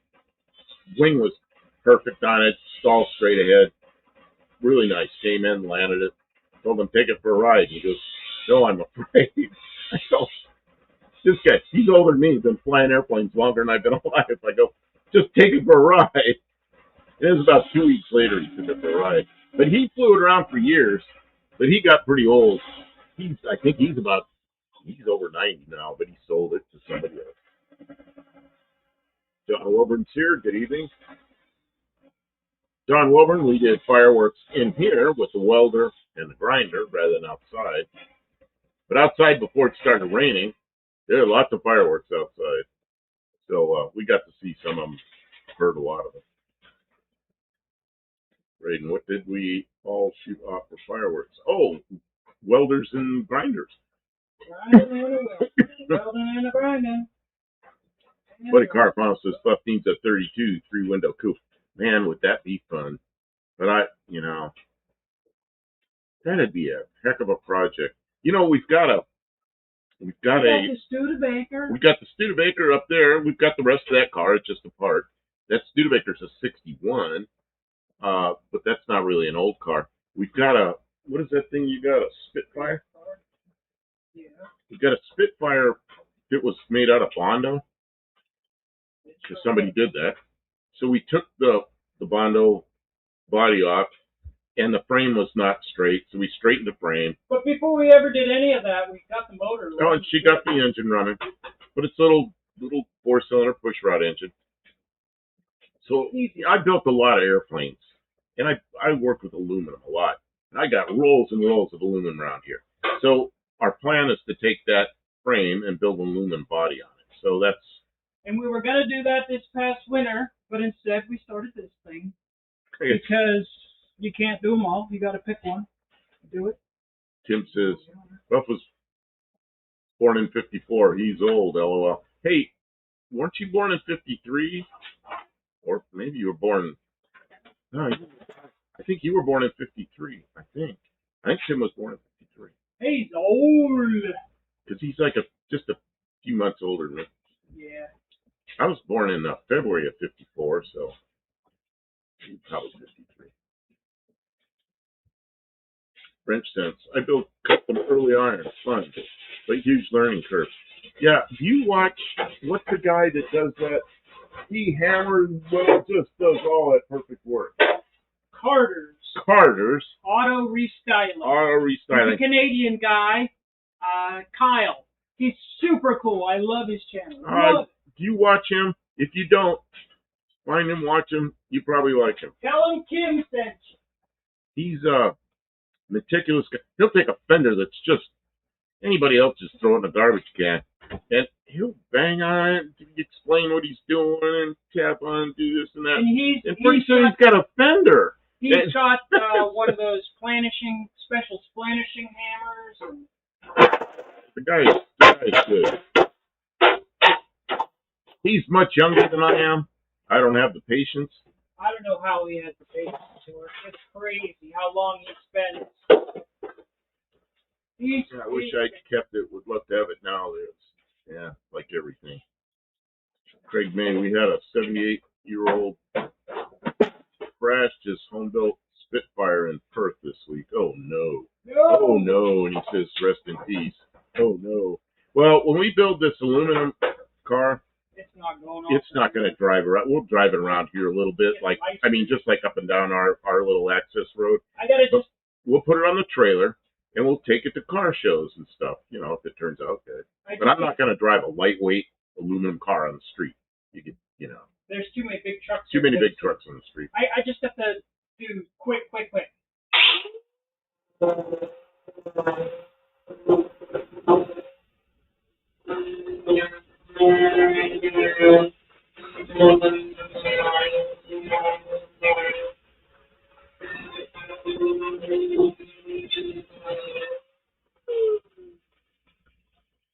And then John Wilburn says, the only thing I've ever flown was Dodge Dakota, Hyundai Excel, Ford Taurus, Cub Cadet. How'd you get a Cub Cadet in the air? I've jumped cars and stuff before when I was young and stupid, but never a Cub Cadet. What old novelty cars can you hang in the shop? Well, right now, currently we got the Studebaker front end, and, it lights up. But when I've got a Ford Ranger over there. We can hang that up. Someday we're going to have to replace the Studebaker with a front of something else. I'd like to. Very good. My brother was born in 51. It was quite a gap before I came along. My family, my brother was born a year after me and my sister a year. We were a little more than a year apart, basically. Year. So we were pretty close. And my mother said that was quite a job. Oh, man. Brady says, my grandpa was born in 41. Man, my grandfather was born in 1899. So, yeah. And then my father was born 100 years ago. But he's passed away now. But he was born in 26.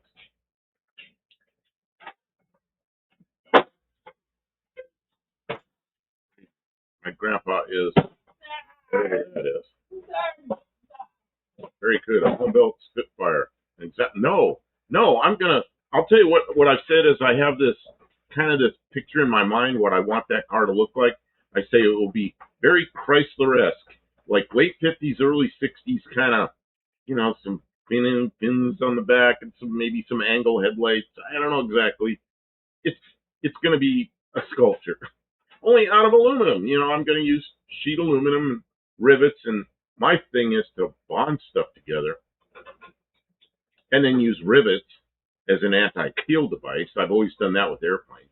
And my airplanes stay in one piece. They don't come apart. Geez, I used to tell people I built 60 airplanes.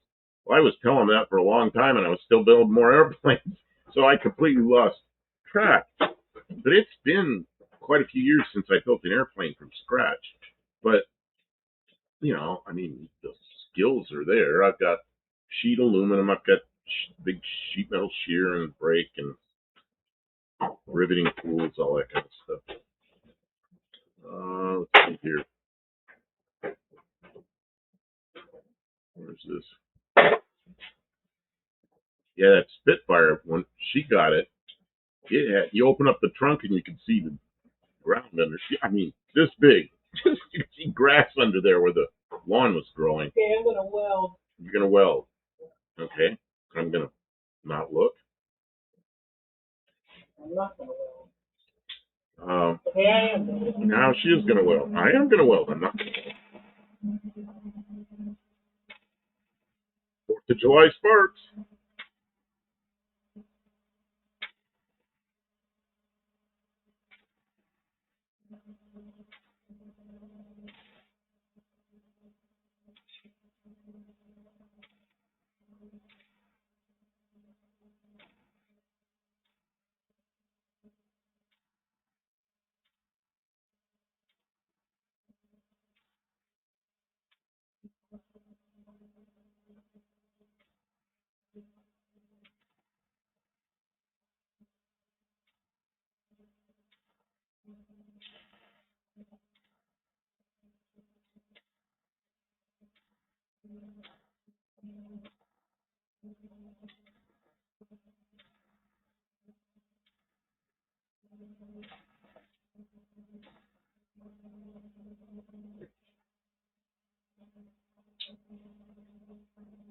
Let's see.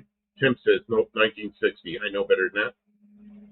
Tim, you told me places you've been, things you've done. I know better than that. Would have been too young.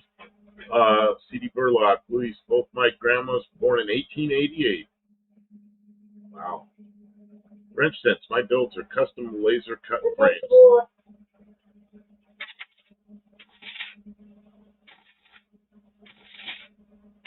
You can talk.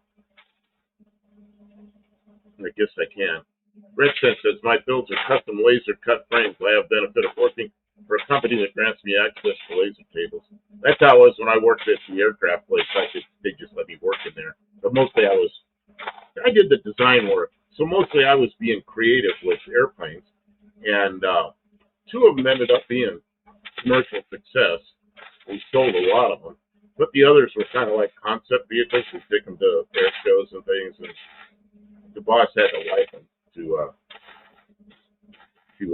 put it into production. And some of them kind of liked, but you know, I wanted to concentrate mostly on the second one we did, which was a P-51 replica, and we sold a lot of those. P-51 replica with a LS Chevy in it. We had quite a haircut.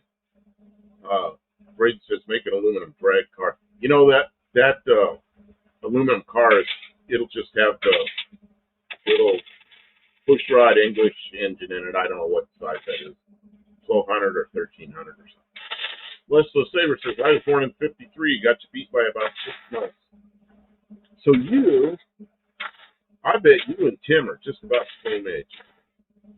C.D. Burlock says, Yahoo ad, hey, you get a couple of points. Kim points. The problem with building an aluminum drag car is safety. There's no point. There's no point putting anybody in that much risk. Man. Aluminum will not protect you from drag car speeds. It just won't.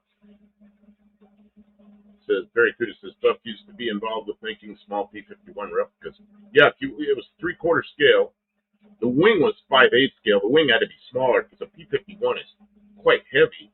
It hauled a lot of ordnance and a big engine in it. So it was quite a bit lighter. So we couldn't have the wing loading that light. So the wing was basically about 5/8 scale, but the airplane was 3/4 scale. And but it was a 9 positive, 9 negative G airplane, and it passed the toughest, I think the toughest, what do you call it? Why can't I bring up words? I don't know. I'm not getting gas. You're not getting gas. Not like I'm supposed to. No, something's wrong. Okay. Hold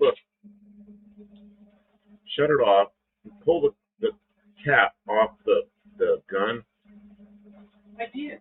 You cleaned the cap out? Yeah, and it's hot right now. Yeah, okay. Just gonna give it a minute. Okay. So anyway, it passed the British certification at 9 positive, 9 negative Gs, which I felt really good about. So, yeah, it's quite an airplane. If you want to look it up and see what it looks like, look for Titan Aircraft, and he called it the T-51 because it was Titan, but it was a T-51 replica. And, but it's no longer in production. We're not currently in production. It Not potentially could become back. Yeah, the company got sold to somebody, but I don't know if they're going to do much with it. I'm surprised they've never gotten in touch with me. Yeah. C.D. Burlock says, I have a relative that flew crop dusters for 9/11. He owns a real P-51. And, yeah, be careful with those things. Why do they tell you not to look at someone when they're welding without a mask on? I mean, when they're welding without a mask on? Or what? Because it'll burn the inside of your eyes, man. The light is so intense; it's brighter than staring at the sun.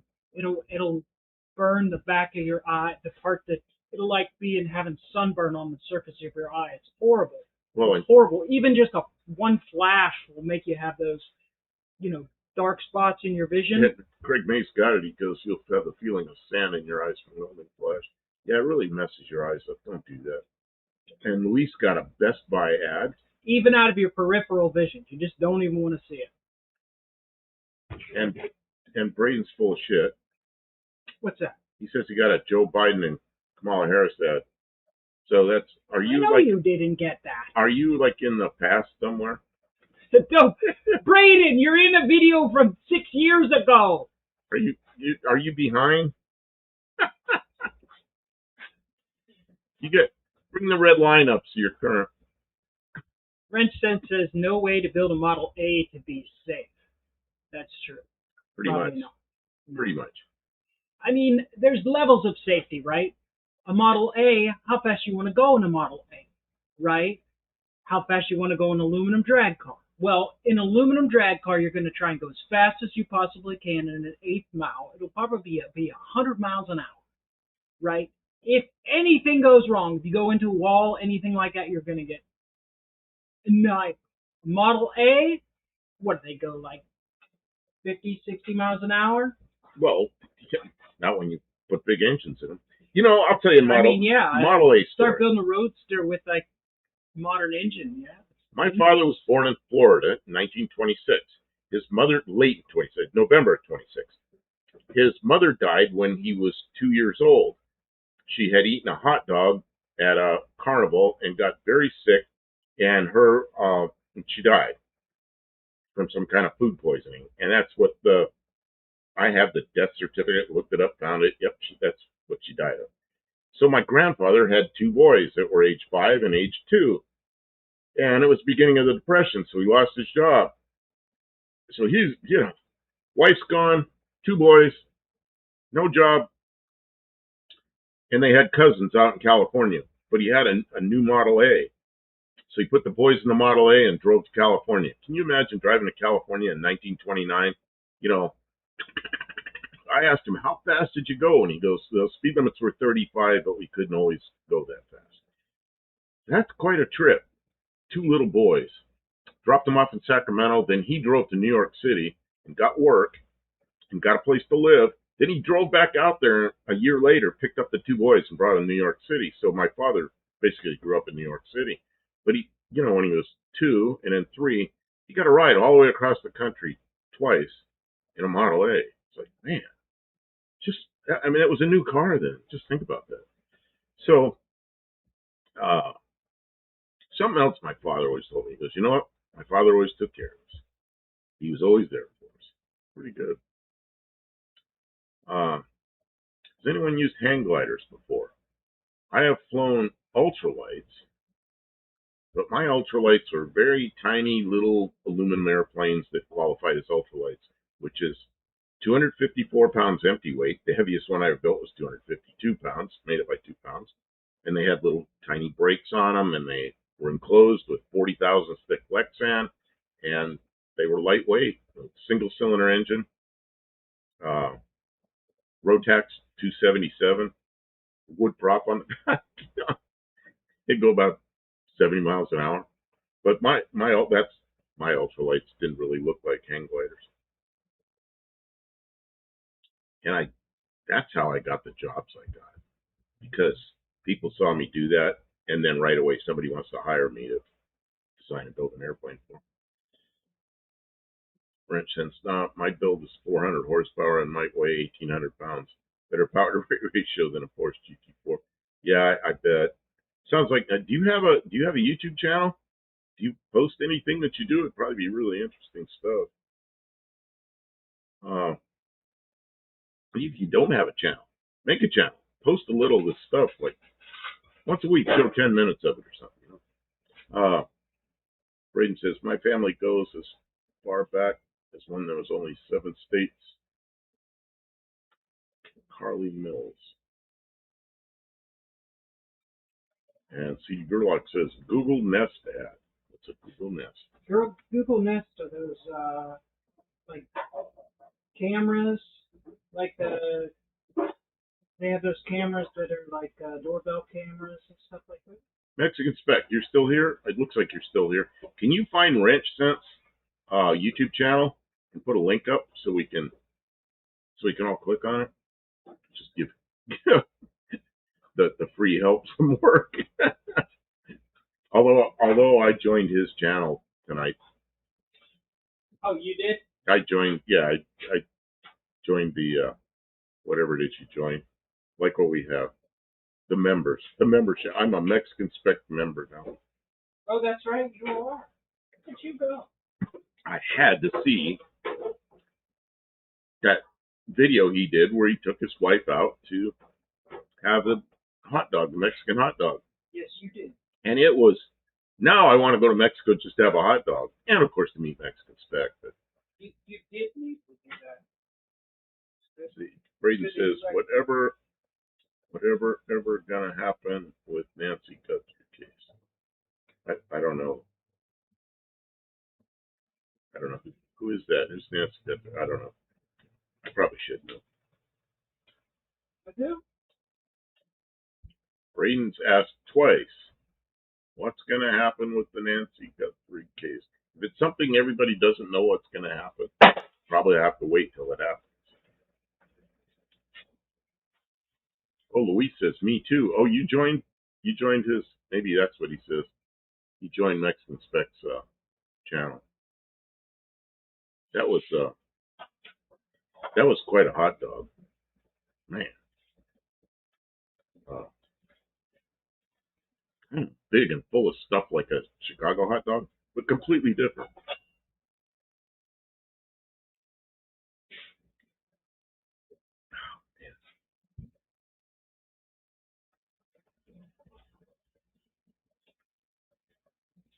Mexican Spec says the hot dogs have bird meat in Mexico. Bird meat? Like chicken? Chicken and turkey, they're birds.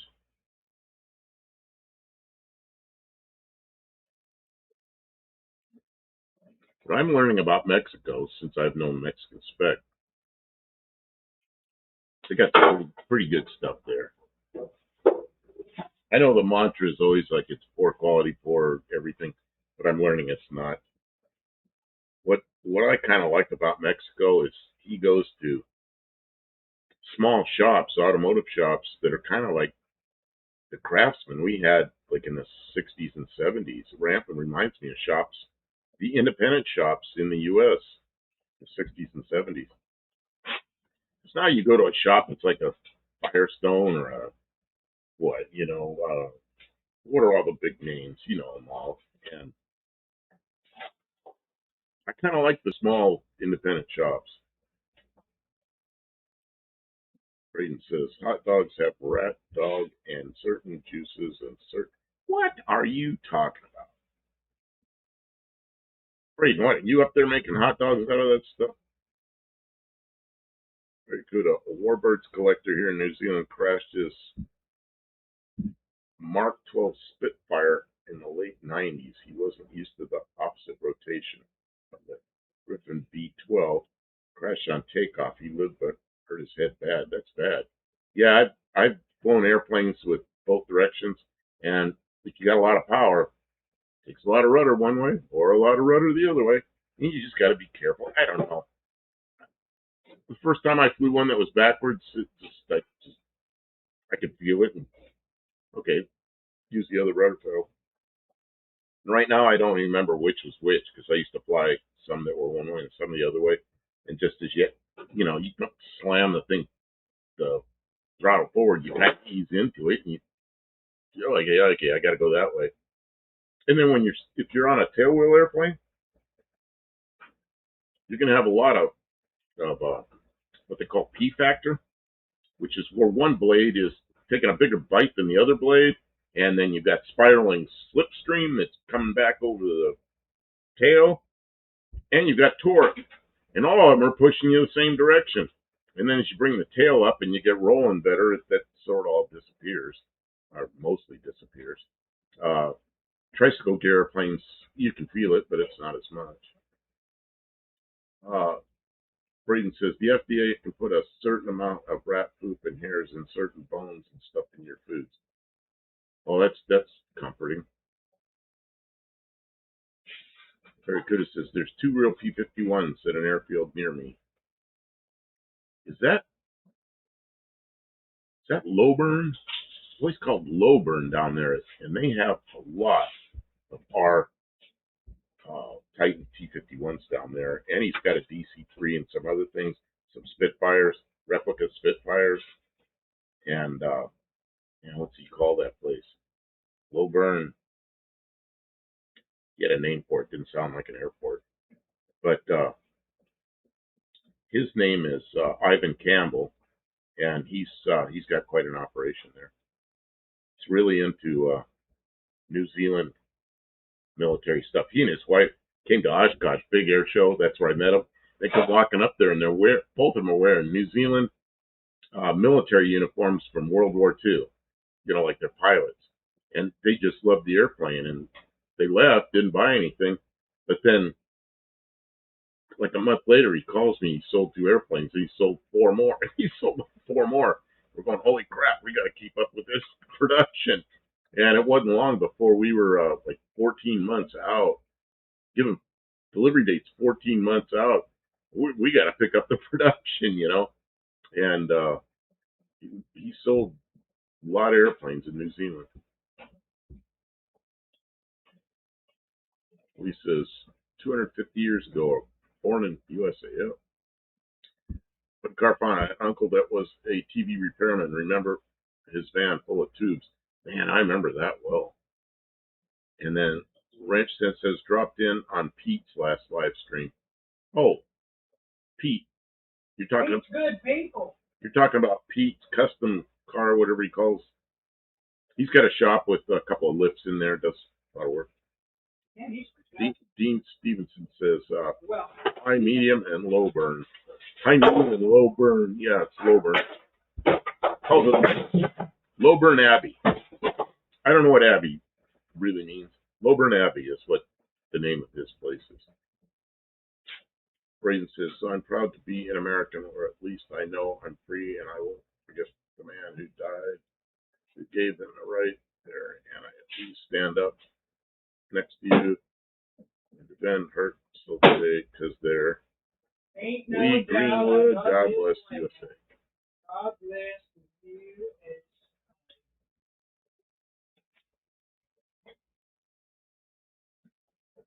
Man, like my grandfather was in the Army during World War One. My father was in the Navy during World War Two. I was Vietnam era. Didn't end up going to Vietnam, but that was sort of toward the end of Vietnam.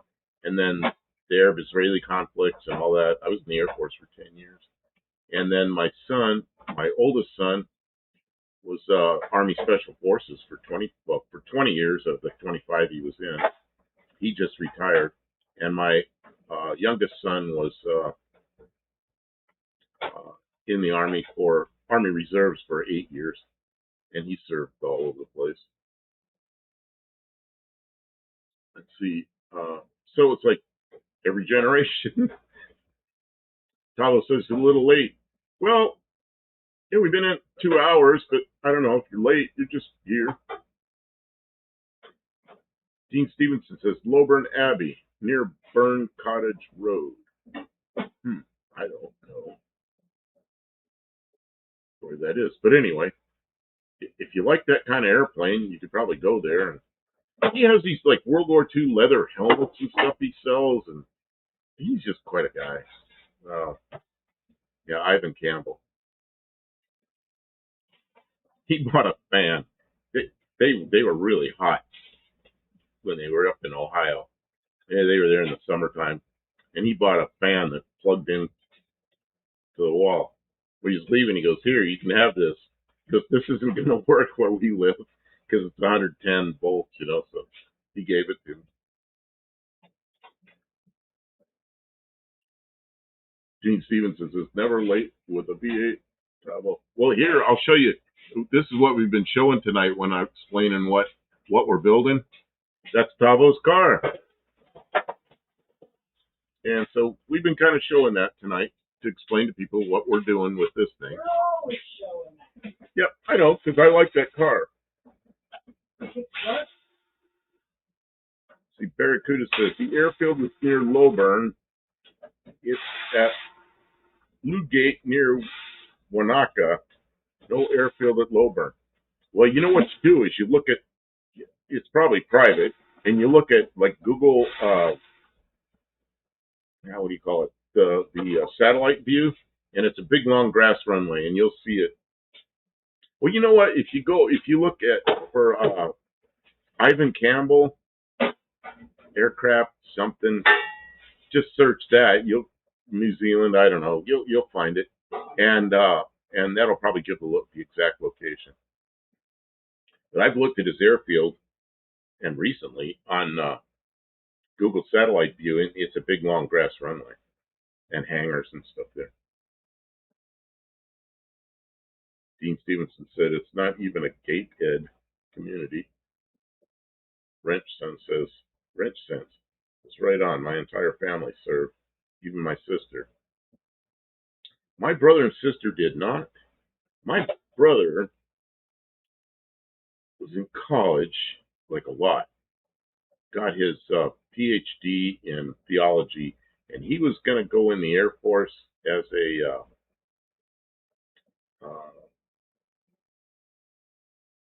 what do they call the military people in the pastors in the military? Can't think what to call them. But he, I don't know, he decided not to do it. They were going to make him a lieutenant colonel right off the bat, but he did other things. Craig May, that's a Wayfarer. VJU, love it. Yep, that's Tavo's. Brent says his grandpa was a gunner on a Sherman tank battle at the Bulge. Really, I had a neighbor. I never knew it till years later. The guy, he was kind of a quiet character, but he was and kind of an oddball. He was he was in the Battle of the Bulge, and yeah, I could tell all kinds of stories about his son and us, and when we were little kids, we played. We were crazy. And their yard was a little higher than ours. There's a retaining wall, and their yard was like all overgrown with all this stuff. And they used to, his son, he was like 8 or 9 years old, would swing from ropes like Tarzan. It was great fun. And we had big dirt clod fights, throwing dirt clods at each other. I hit my brother in the head one time with a dirt clod. He was bloody. Oh my God, did I get in trouble? I was just heaving them up there. I couldn't even see in all the weeds where they were. I managed to hit my brother and get in all kinds of trouble. Yeah, chaplain, you're right, C.D. Burlock. Yeah, my brother was going to go in as a chaplain, but he did. I don't know why he changed his mind, but he didn't.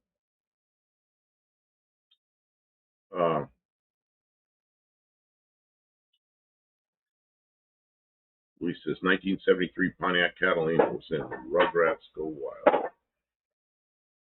and 1974 LTD. It's in Rugrats.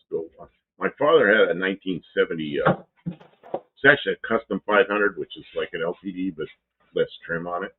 And that was a new car he bought. He had it for a long time. 1976 Pontiac Le Mans. One of my favorite year Le Mans. I really like that car.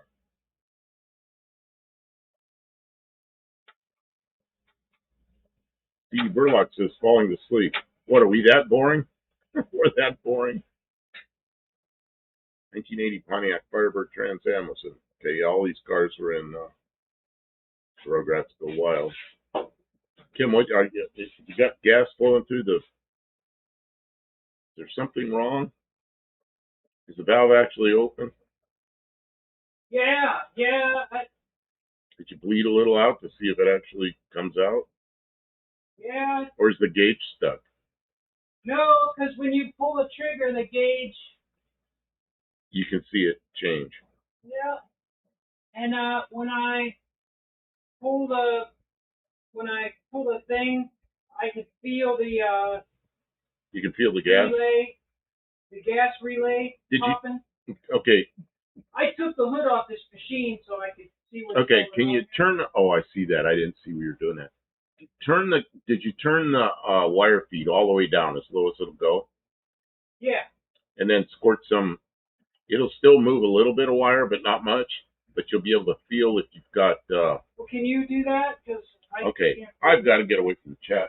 I'll turn the AC off so there's no disruption, and you can I'll listen. Okay, do we have like a paper towel or something? Something. Just a second. I need something that.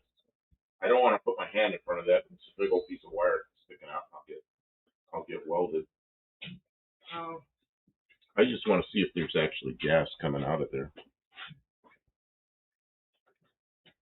We'll take a little wispy paper towel. Do you want some water or some soap or anything? Or And no? where's the cutters? No. I hope you're not cutting wire with that. Of course. Are you cutting wire with that? No, they're great. Where the hell are they? There. So,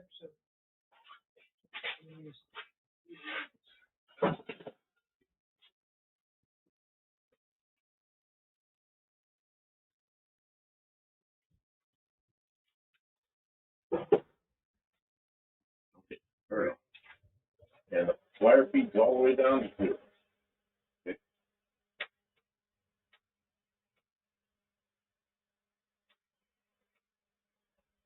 Oh, it's so shaky I can't do this. Oh yeah, plenty of gas. okay. So I don't know what the problem is. I don't know. Can you clean the nozzle that goes over it? It must just be the paint. Stuffing so bad. Okay, and I cut your wire off again. You're gonna have to remember to turn your wire feed back up. Yeah. You definitely have gas coming out. Oh yeah. Clean that.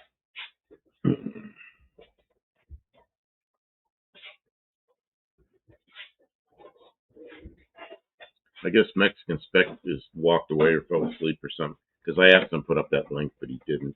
So now I got to scroll back and find that. Which link is that? I'm going to try to do it myself. Who was it for? Wrench Sense. How can I do this while I'm on here live? Does he have Model A? He has a YouTube channel. I just don't like doing this while I'm online. While I'm on a live. Maybe Tavo's still here. Do we have a mod that can do that for me? Put Wrench Sense. Well, Tavo missed that whole conversation. So I wanted to get a link for him. It's just hard for me to do it during the stream. I'll have to make somebody else a mod. I think John Wilburn left. All the mods left or fell asleep.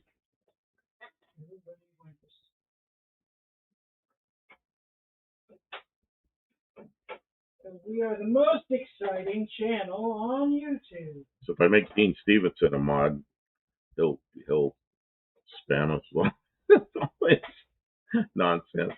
I don't know. Let's see. I bet you if you gave Dean the mod, he would straighten right up and be a good mod. Yeah, because he's a mod somewhere else. I'll bet you he's an excellent mod. I've seen him as a mod somewhere, and you know what? He didn't misbehave at all. No, I'll bet you he takes his work seriously. He's just a cut up, but I'll bet you when it's time to do the work. Okay, Dean. Maybe you can do that for us. But Kim says you're not going to. Yeah, there we go. Oh, and Tavo is still here. Wrench Sense channel link. Yeah, it's Wrench Sense, one word. So now we're going to get two links. We're going to get Dean Stevenson and Tavo. Yeah, because Dean is going to aspire to be the best mod ever. Dean's going to aspire to be the best mod here. He's going to be on it. And he said, oops. He says, yours is trustworthy. Oops. There. Oh, Wrench Sense. Oh, yeah, Wrench Sense put it up. But it's not a link. You can put it up, but it's not a link. Okay, but now it's a link because it was put up by a mod. So now all you got to do is click on it. So that's good. I'm going to click on it, which I can do that. Whoops, there it comes. And then Where do you say he's from? You always ask people. Yeah, where are you from? Where you doing this stuff from? Wrench Sense. So I hate this screwdriver. He's got 50 videos. Okay. Oh shoot, he's not new at all. And I just put This guy's professional. We're gonna look like idiots. I just subscribed and rang the bell. So now, when we get home tonight, I can watch. Let's see what he's got here. You pray. Videos. Look at that. He's got the AI generated ones with the good text. Got AI generated. Yeah, I don't like the Man. I don't like the AI generated stuff. Look at those valve covers. Look at those valve covers. Those are nice looking. Those are gonna cool. What else? I don't know. But anyway. Oh, I was looking at. He was sending somebody pictures of that on. Was it on John Wilburn or something? Could have been. Yeah, look at this. I know I've seen this channel before. I just. Who did I see that? Cause see how he has the whole. Oh well. What is all this? I'm not watching our chat. I'm looking at the. Okay, I'm back to our chat. Dean Stevenson, you're late. You're not linking anything. Very good. Because Tom already got it. This means the airstrip meeting Cromwell Race Course. Oh, it could be. I don't know my way around there very well. Good Australian stock. Wrench says Southeast Minnesota. Oh man, Southeast Minnesota. You know who else? That's kind of where I don't know if it's southeast, but similar area, southern Minnesota anyway, where Pete is, because he just said he was watching Pete. Dean Stevenson's wrench. She does click the other option. Oh, it must have been. It was during Pete's show. He sent pictures of his building. Oh, okay. That's where I saw that. That's where you saw it. Yeah, because I knew it was just the last couple. I watch Pete some, and Kim watches Pete a lot. So, yeah, that's where. Not a lot, but I like to. When I see him there, I click and see what he's doing, what he's talking about. Tawa says, "What's the welder doing to misbehave?" It's just popping. She isn't being nice, and she thought there was no gas. It's making bubbles and impurities and stuff, and I guess it's just the paint. I don't know. The metal you're using is something. Well, it's this car, and it isn't always like that. Well, there is I don't know why it's giving me grief tonight. There is some Bondo in that tailgate. Yeah, and there's some glue in there. There's a lot of because the two halves were glued together with that whatever that muck is they use from the factory. You can't get it all off. It just feels like everywhere I'm trying to weld, it's not welding good. It says I only land surveyed in prominent for 2 years. They're just half a block away from Pete. Oh, you're really close to Pete. Okay, I know about where you are. I went on Google and looked at Pete's shop, so I know where he is. Did you stop over? You should stop over. In-person stuff is always more gooder. Stop over where? To Pete's shop. Oh, I've been in Pete's shop many times while he's live, but not always. No, I mean in person. Oh, drive up there? Well, he's a couple blocks away. Half a block away. You should stop over. These two guys are half. You don't get it.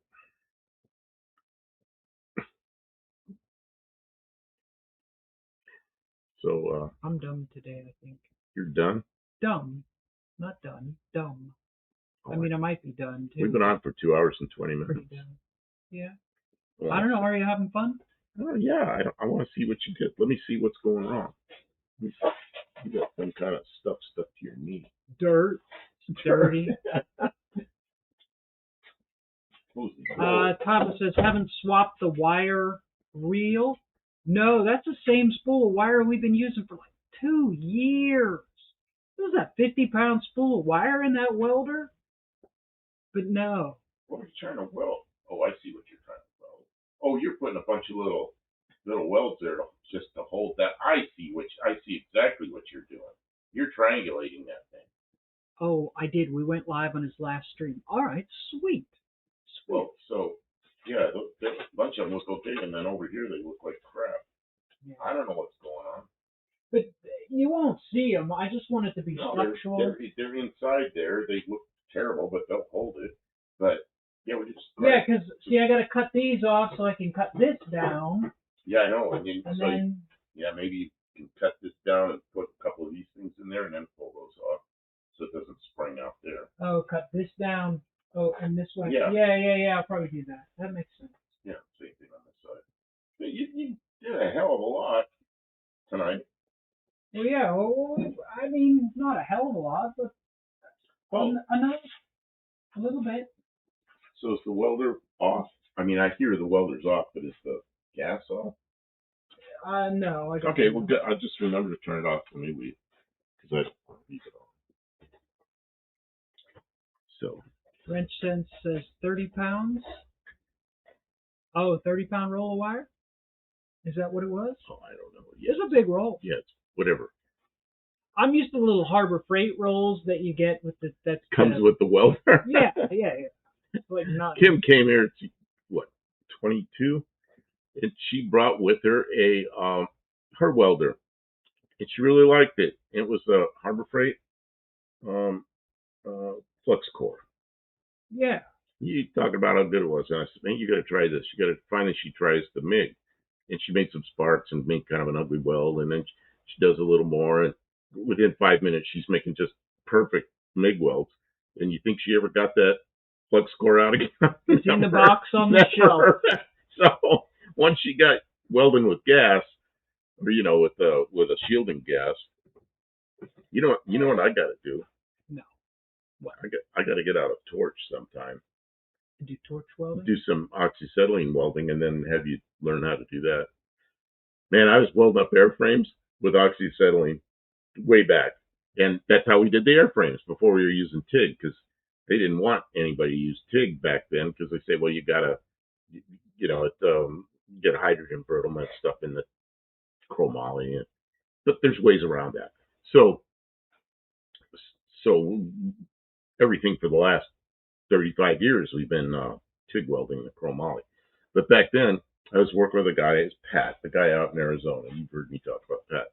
So he'd be fitting tubing, and I'd have the torch and the welding rod, and he's over here, and I got the green goggles on, and and you go, okay, I'm ready, and I tack, and then I tack the other end tubing, then I go back, finish welding somewhere, and you go, I'm ready, and that welding rod was just red hot on the end, and I came back like this, and he was standing, and I stuck it in his arm accidentally, probably about half an inch deep, just, and he goes, hey! I looked over there, I pulled it out, and he started laughing, and then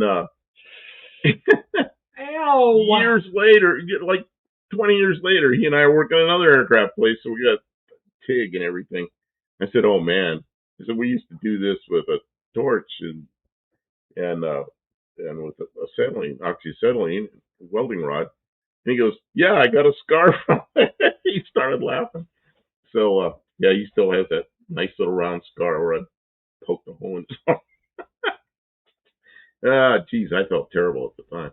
Inert gas welding is bitchin'.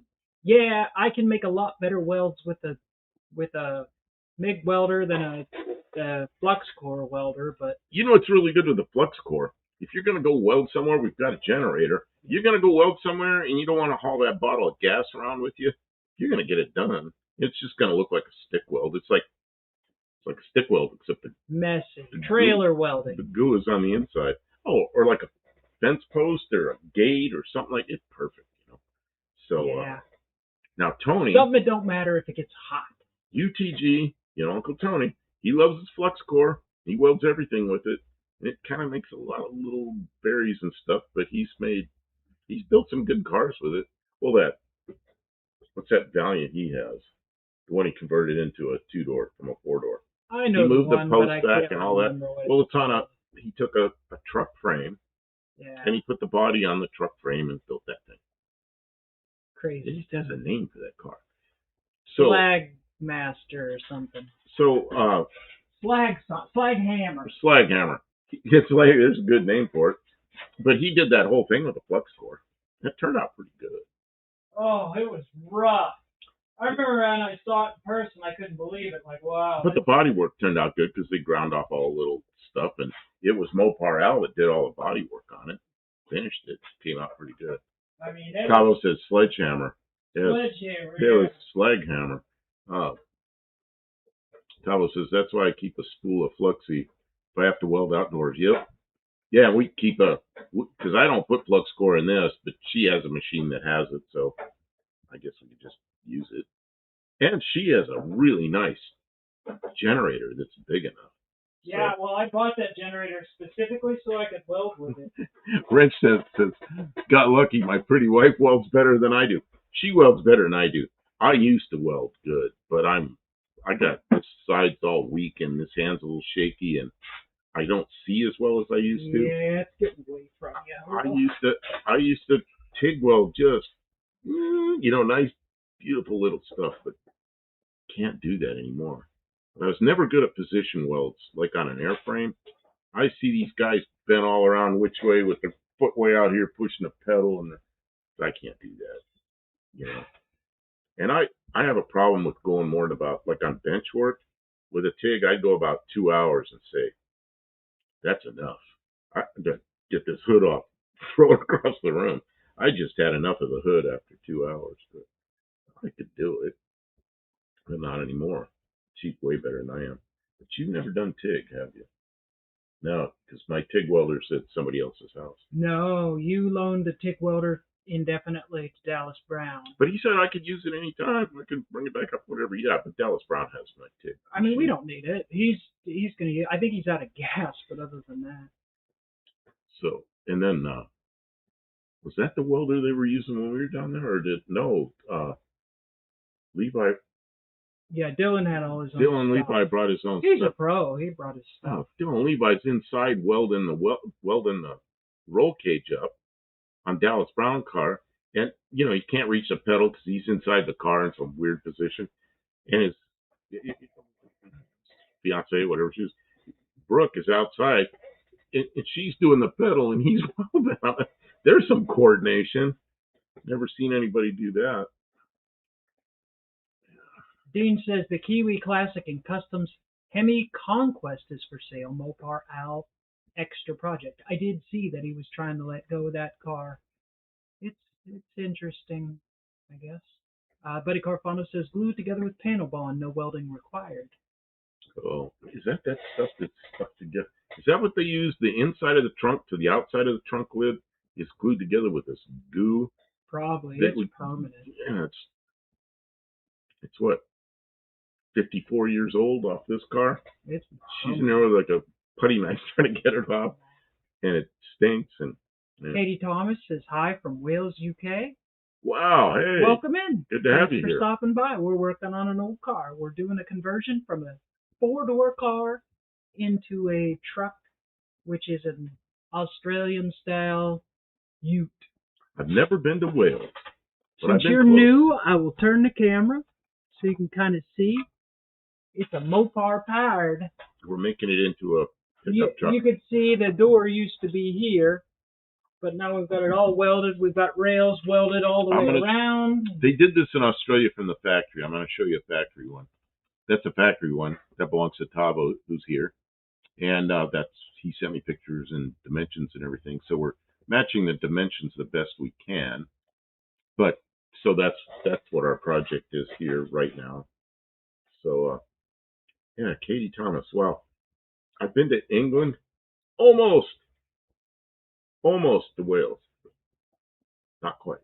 Wrench Sense says she can TIG aluminum, stainless, and mild steel. The love of my life. You know, that's awesome. I can TIG stainless, or could. I was really good with stainless. And I don't know, I just had an easy time with it. You just got like in tubing, you just got to purge the inside, and then it looks like it's perfect. But aluminum, I struggle with. Aluminum, I really struggle with. The guys at Titan Aircraft that could weld aluminum, I just have them do it. You know, any kind of aluminum I want it done. Probably the biggest problem I've had always with MIG welding, 6 different masks. I can never see the work while welding, only the arc. You know what I did was I bought a cheap Harbor Freight, Chinese hood, and it wasn't very good. So I bought an expensive lens, and there was different darknesses. Bought one, it was okay, and then I got one that was one step lighter.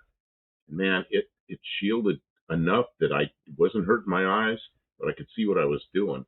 And I think that's the one you're using right now. Can you see okay? No, that's mine. Oh, that's yours.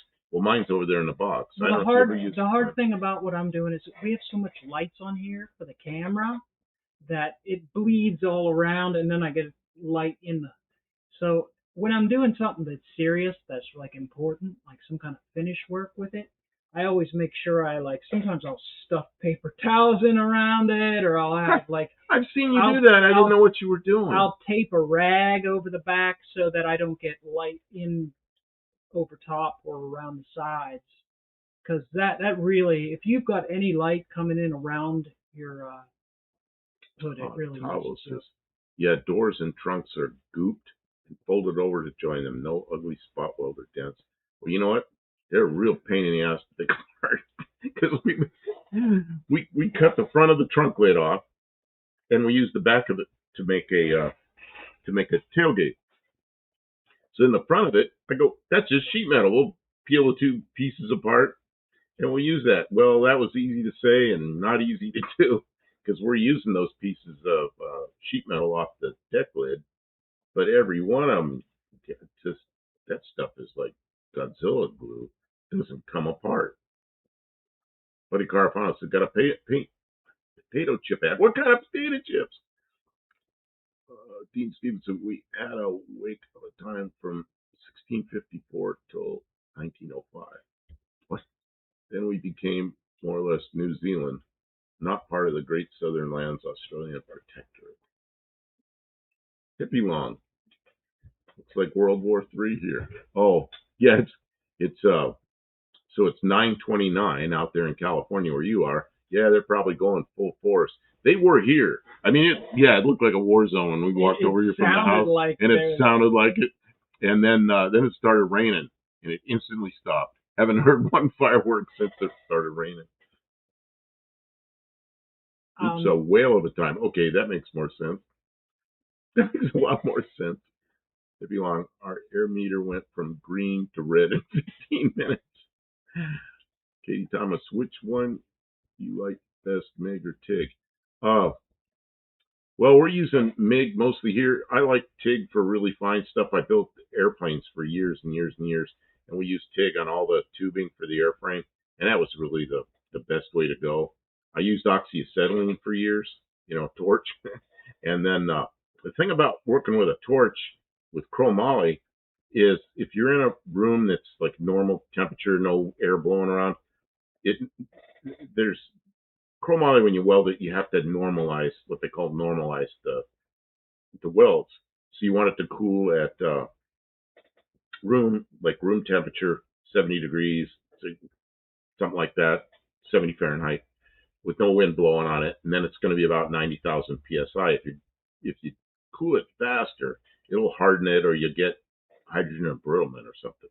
Now, TIG welding, you're going to get all those problems because it's so hot and so concentrated heat. So when you're finished, you've got to take a torch and go around it and bring it up to almost red. There's a crayon you put on there, and you can see when that crayon changes color, then you know it's hot enough that you can pull the torch away and let it normalize. So it's kind of a process, but man, it's nice looking welds. So here, doing this, the MIG is fast, and it works. It's plenty good enough, so that's what we use. And the other thing with MIG, like we used to build big tools and things like a big jig to build a wing in, like an airplane wing. That was all MIG together because it was quick. Worked well. Hey, Katie, do you know Paul Hutchinson? He's from Wales, stained glass artist. Yep. Right sense. Miller Digital Infinity is the best. However, you don't need it if you're not welding full time. You know, what is the one I lent to? The one I lent to Dallas is a Miller Digital. I forget what it was called. It was a Miller Digital TIG machine. No, he's talking about helmet. About what? The helmet, the Miller Digital Infinity. Oh. So it's a bit lid. Oh, I see. Because that welder was a really cool machine. Stained glasses. So far, it's been 30 minutes of fireworks in D.C. Oh, you're watching that somewhere. Street features and okay. Hutchins, very good. I don't know what he said. Oh, speaking of super furry animals, I'm from Pittsburgh, Pennsylvania, so this weekend, as is tradition, is furry Anthrocon, furry weekend in Pittsburgh. I never heard of this. The furries meet. Look it up. The furries meet this weekend in Pittsburgh. 18,000 people, more people than the 250th anniversary celebration in Washington, D.C. 18,000 strong, the furries there in Pittsburgh, Pennsylvania. So, Katie, what do you weld on? Sounds like you're a welder. Curious what you do. We're into cars a lot, but we've welded other stuff. Well, me, airplanes for all those years. But what else did we weld on the car? We welded rear end parts. Oh, yeah. For my car. We took a truck rear end. Oh, we recently welded the shock tower back in your Oh, yeah, my car's shock tower is broken, so we And then this car, we had to weld the front suspension was broken. And welding the shock tower as a rear shock tower wasn't just welding it. It was take it out, fix the problems, put it back in, weld it correctly. You know, it was pretty nice work when it was done. Buddy Carafano asks, does grinding a seam weaken a weld? Yes. You don't grind welds. Now, wait a minute. You don't grind welds unless you're working on something like a car body, and then you leave a little bit of a gap or V it out or something, and you got to grind it flush so you can paint it. Well, the welds on a car body are generally not all about the strength. They're about the finish of it. So if you want the strongest weld, you don't want to put yourself in a position where you're going to be grinding it. But in a situation when you're welding to make a finish, it's not as important for it to be strong. Yep. So, yes, grinding does weaken the weld. On a car body, you don't want to warp the sheet metal all up. So the MIG weld's pretty nice because you can go zzz, and then move over about 3 inches, go zzz, and then move over about 3 inches, zzz, and that way you don't have heat traveling through the sheet metal and turn it into a potato chip. So you do that, and then you do it again, and you do it again, and pretty soon you got a weld, and then you finish it off and make it into something flat. Lynn in Custom Classics says, aloha, Oh. everyone celebrating 3 weeks retired. And Dean asks what he does, and he says he's enjoying his life with his lady. He says, Congratulations. aloha, where are you? That He's sounds in like and he's in Ohio. Landon Custom Classics Hawaii. he lives in Idaho. So, I don't know, started this aloha thing. Could be in Hawaii. I worked in Hawaii for a long time, off and on, many times. And, aloha, mahalo, all those kind of things. Never grind welds. Who said Always this? grind welds. Well, never grind welds, always grind welds, yeah.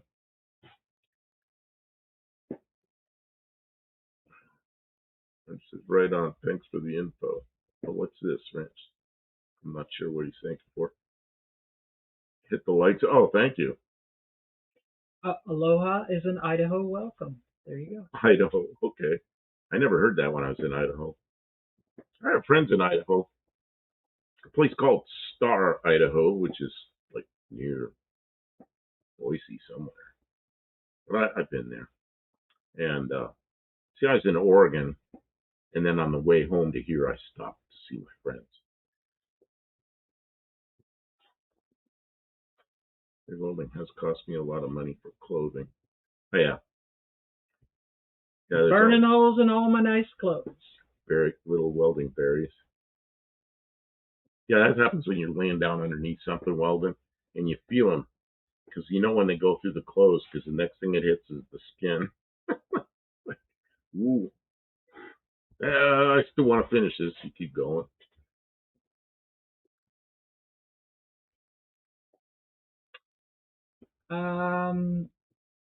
Luis says, bad news, the voice of Lilo from the movie Lilo and Stitch has passed away. That's a shame. Mexican Spec, you're back. I think you were gone. Because I asked him to post the link. Edwards is here? The link, and you didn't seem to do that. So I made Dean Stevenson a mod. We had to mod Dean. And then Todd now came he has in. To be serious. And then Todd came in and Tavo came in and he did it before Dean got to it. So Dean has to be on his best behavior. Yeah. Now he has to set an example for the other people in the channel now. I saw Dean was a mod somewhere else. I don't remember where it was. Some other channel I was in. I go, wow, Dean's a mod. I'm thinking, maybe he'd be an okay mod. And he didn't seem to be misbehaving a lot.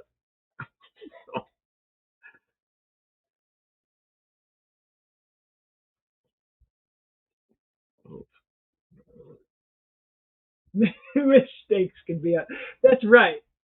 It Dean a mod. Oh my gosh. The buff giveth, the buff taketh away. Yeah, I can take it away. I mean, if he's too obnoxious. Yeah, but I mean, he never is. He could put up like a whole screen full of kiwis or something. Dean or Barry Cuda says, I hate it when a spark goes down the inside of my ear. Oh, I have been there. Oh, Steve Edwards is here. Does it. Good evening, Steve. How you doing? Oh, Katie says we do rallying in Wales. Ford MK2 Escort. We use MIG. My hubby does most, but I'm getting better. The Mark II Escort, is that the old one, like from the 60s or 70s, the one that has like this square grill with a little narrow grill between like two square things? I don't know how No. Those are really cool. I'm trying to think what a Mark II Escort looks like. You wouldn't rally one of those. That would put it at great risk. Oh, maybe I'm right. They have one of the newer Escorts, I'm sure. I Those things rip. That's cool. Maybe I don't know what I'm talking about. Do you have a channel? Do you have a rally channel where you show your rally stuff? I like those where old you video Escorts. your rally adventures and your builds and stuff? That would be cool to see. There's another car It's okay if you don't, but if you do, tell us about it. we didn't get those Escorts that I like. We didn't get them here. We got the Escorts that were the later Escorts. Finishing another Simba with a D104. That's a CB. Oh yes, Steve Edwards works on radios. He is something CB radio. Yeah, that's the Mark II you just described. 75 to 80. Oh, see, that is it. Oh wow, that kicks. Yes, 1979. Okay, Oh, those are the. He likes them cars. I really like them, but we didn't get them in the U.S. So of course I like it even more. And then when I was in England in '09, worked there on an airplane project, but I got to drive a what's that thing called, a Ford Ka, Ka, and the one I drove, the guy that had it, I really liked it, and he goes, "This is a girl's car." He goes, "My wife drives this. It's a girl's car. You can't like this." It's beautiful. It had leather interior. It was a really nice Ford Ka. And I said, "Man, I got to get one of these." But we didn't get them in the U.S. Now, Mexican Spec sells cars in Mexico, and he's got one or knows where there is one or something. And of course, I don't have the money for it, but I really like the Ford Ka. That's a little tiny car. You probably wouldn't like it.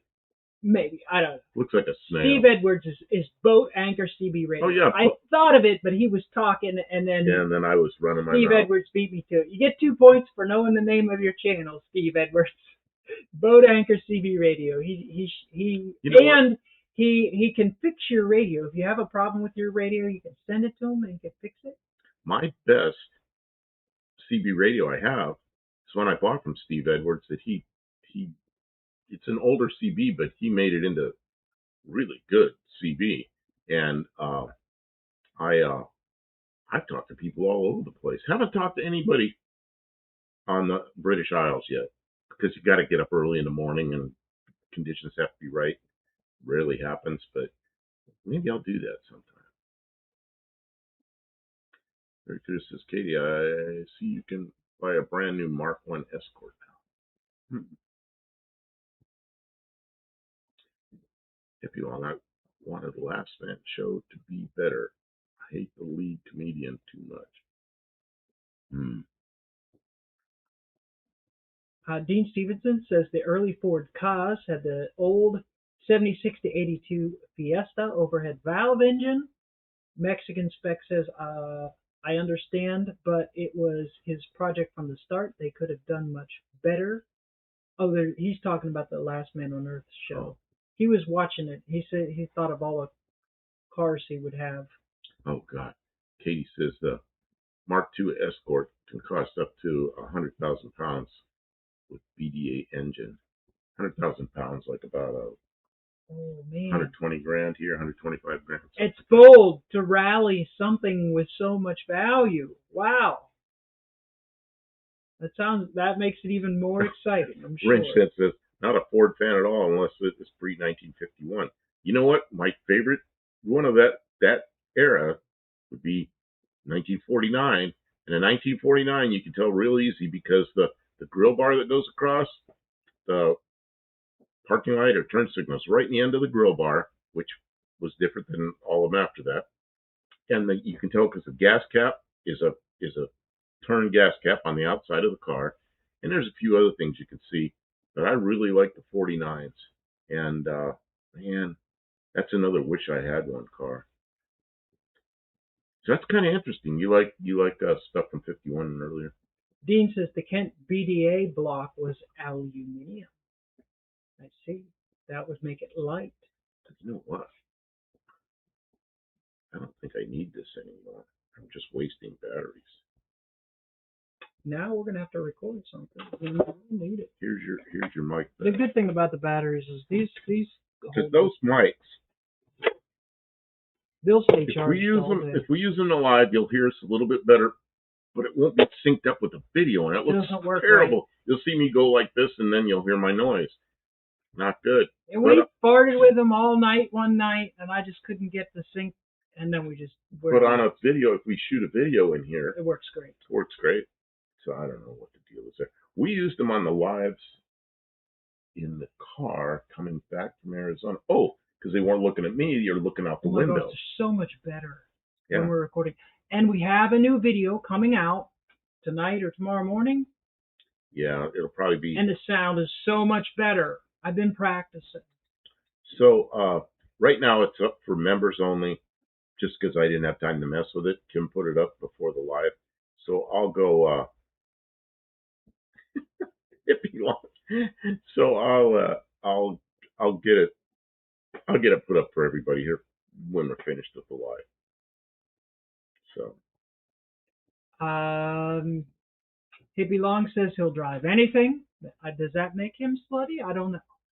Barracuda says these new MK1 Escorts only cost about as much as a new McLaren. I find that hard to believe. There's no way. McLarens are really expensive.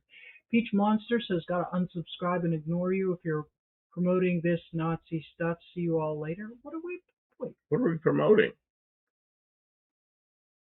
I don't know what. What the heck is that about? I don't know. What is it about? Is it like old Fords or CB radios? I'm not sure what. Some people get hung up on the wrong things. Tim says, I got to go out in the morning to see what's left of his old truck. Where did I leave off with painting and cleaning under the hood? Yeah, you've got a lot of work. Just take it a little at a time, Tim. A little bit each day, and you'll get closer and closer. Thomas says, I missed out on a car marketplace a couple of years ago. Contacted the seller within an hour, listing it already sold. He told me I was only about number 20 to inquire. $1,300. Oh man, no wonder. Yeah, Mexican Spec says, Pete sponsor. What are you talking about? Maybe he typed into the wrong. Well, maybe the fireworks. Or maybe he typed into the wrong. Maybe he's on two lives. That's possible, but maybe the fireworks. Some people think that. I don't know. That was like a while ago. That patriotism, any kind of patriotism, is akin to the wrong things. Barracuda says it would be a sad thing except for one fact. It does look like a vacuum cleaner. Looks like a vacuum cleaner. I think it looks kind of like a snail, but I don't know. I think it's the first time I saw the Ford car. I was like, man, that's kind of cool looking. Then I got in it and drove it. It was like, oh, I got to have one of these. But the one I was in was like, it was a luxury version. The ones I'm seeing all have like cheap looking upholstery, cloth and stuff. They're okay. But that one was beautiful, man. It was like a dark gray leather. Everything was just so, Mexican Spec, I think they're already going, and that's fine. Hippie Lump says, Pete, you need better weed. Yeah, something. Yeah, right. Yeah, no Nazi stuff here. None. No fascism. None of that. We're pretty anti-fascist, Nazi, and not in. Yeah, we're not about it. French says, I have thousands of hours clocked on multiple makes. Honestly, if you want reliability, any Honda or Toyota is good. Otherwise, any pushrod V8. Yeah, and then there's cars that just surprise you. When I was up in Maryland working, I don't know, 2021 maybe? Yeah, probably 2021. I was just looking for a winter beater, just looking on Marketplace for like $1,000 car. And I found a Jeep Patriot. And it had been listed for $3,500. And then I saw it again, $3,500. I'm looking again and again. Pretty soon it's $1,000. I'm like, what? So I contacted the girl. I went and looked at it. She's 17. She goes, it bucks. And don't ask me what's wrong with it because I'm a girl. Okay. So her father comes out of the house and he starts it up and it's making this horrible rattling. It sounded like ball bearings in a blender or something, just grinding, horrible noise, and he's stepping on the gas, and I go, stop. So he turns it off, and he puts his finger on top of the power steering pump, and he goes, it's this air conditioning compressor. I'm thinking, that's not an air conditioning compressor, but okay. And she wanted $1,000 for it, so I give her $1,000. Do you have a title? Yep, $1,000. Called the tow truck, took it over to my apartment. And it was the bearings in the alternator. Put an alternator on it, and that straightened the problem out. And then then I drove it, and the steering was kind of. I ended up putting a power steering pump in it as well. Well, we did a couple other things to it. We drove it down here from Maryland, and then we just took it to Arizona and back, put 5,000 miles on it. What a great running car. And everybody bitches about those things. They hate them. You know, it's got the little whiny transmission in it, but it works so well. It just surprised me. So Still going. I don't know. I don't know if I'd buy another one because of all the complaints, but I don't have any complaints about that car. So yeah, We I have don't know. it sorted. And of course, Toyota's a good solid car. Wrench Sense says I have thousands of hours clocked on multiple makes. Oh, I just read that. That's what my comment was. Yeah, reliability, Honda or Toyota. A proven track record of reliability with the Honda and the Toyota. Parts availability is really good. There's lots of them in junkyards, but they last a long time if you maintain them properly. And same pushrod V8s are just so common, especially if you get like small block Chevy, small block Mopar, small block Ford. There's just a bajillion places to get parts for forever. Katie says, my hubby works for a USA Aircraft Company. They're from Tulsa, and they have a place in Wales called Northern Europe. Really? Do you know Northern? No, but I know there's a big place in Tulsa that has an aircraft. It's aircraft stuff. He does airplane stuff. Because I was there. Retired aircraft. I did for many, many years. So just regular peeps here, live and let live, although I have known to discuss Operation High Jump UFOs and stuff. Yes, UFOs. It's like out there on work in the desert, they don't let us talk to the aliens. We're not supposed to talk to them. You know, they're like over there and we're like over here. So Honda I'm currently driving is quite good. Aussie Spec Odyssey has the K24A. Good motors. I think 360,000 kilometers. I think John Wilburn has a vehicle with one of those K24As in them. Excellent Spec says you put turn signals in it. Oh, what we did was it had some bad grounds in that car. Typical Chrysler, late model, 18 years old. Chrysler product, bad grounds all over the place. So we took loose most of the grounds on the body and cut all the wires off and stripped them and resoldered them onto, big connectors, and then cleaned the areas where they screw onto the body. And so we have new grounds all over the place. And then the turn signals started working right. A lot of stuff started working right. So that is what was that? Nothing. I didn't drop stuff that I was fiddling with. Barry Cuda says the new Escorts cost £300,000 for an Escort. Well, it must be something special. It's the special one. Yeah, it's the super duper one. The super duper rally one. What if Debbie Thornberry, she got a 74 Mercury Montego? Is it Montego or Montego? Carl's mother had same car, 74 Mercury Montego. And he called it Montego. But everybody around us called it Montego, so I don't know what it was. GM Wrench Sense says GM still makes pushrod V8s. They do. An LS is a pushrod V8. They don't make the LSs anymore, don't they? Make the They quit making those. Yeah, the LS. Oh no, they make the LS6, don't they? Well, what's the new Corvette engine? It's pushrod, isn't it? I thought the LS was an overhead cam engine. No, that's. Oh no, you're right. Talk about the weight of the Ford engines is real high, and the weight of the GM engines, they don't have all those cams up so high, so the center of gravity is much lower. My hubby says you guys are very patriotic compared to us in the UK. Some of you guys come over to train Welsh boys. You know what? I went over there there was an aircraft. I could talk about this because it's all declassified now. It was a solar-powered airplane built in England by a company called Kinetic, and Kinetic spelled with a Q, Kinetic. Q was the first letter and the last letter.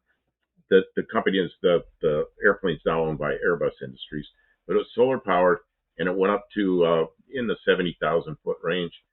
We trained on it, learned how to maintain it, learned how to do everything, brought it back to the U.S., flew it over here, and you could see the curvature here. We were on the ground, and the airplane's up there, so it's all a radio link. So the pilots are on the ground, and you're flying this thing.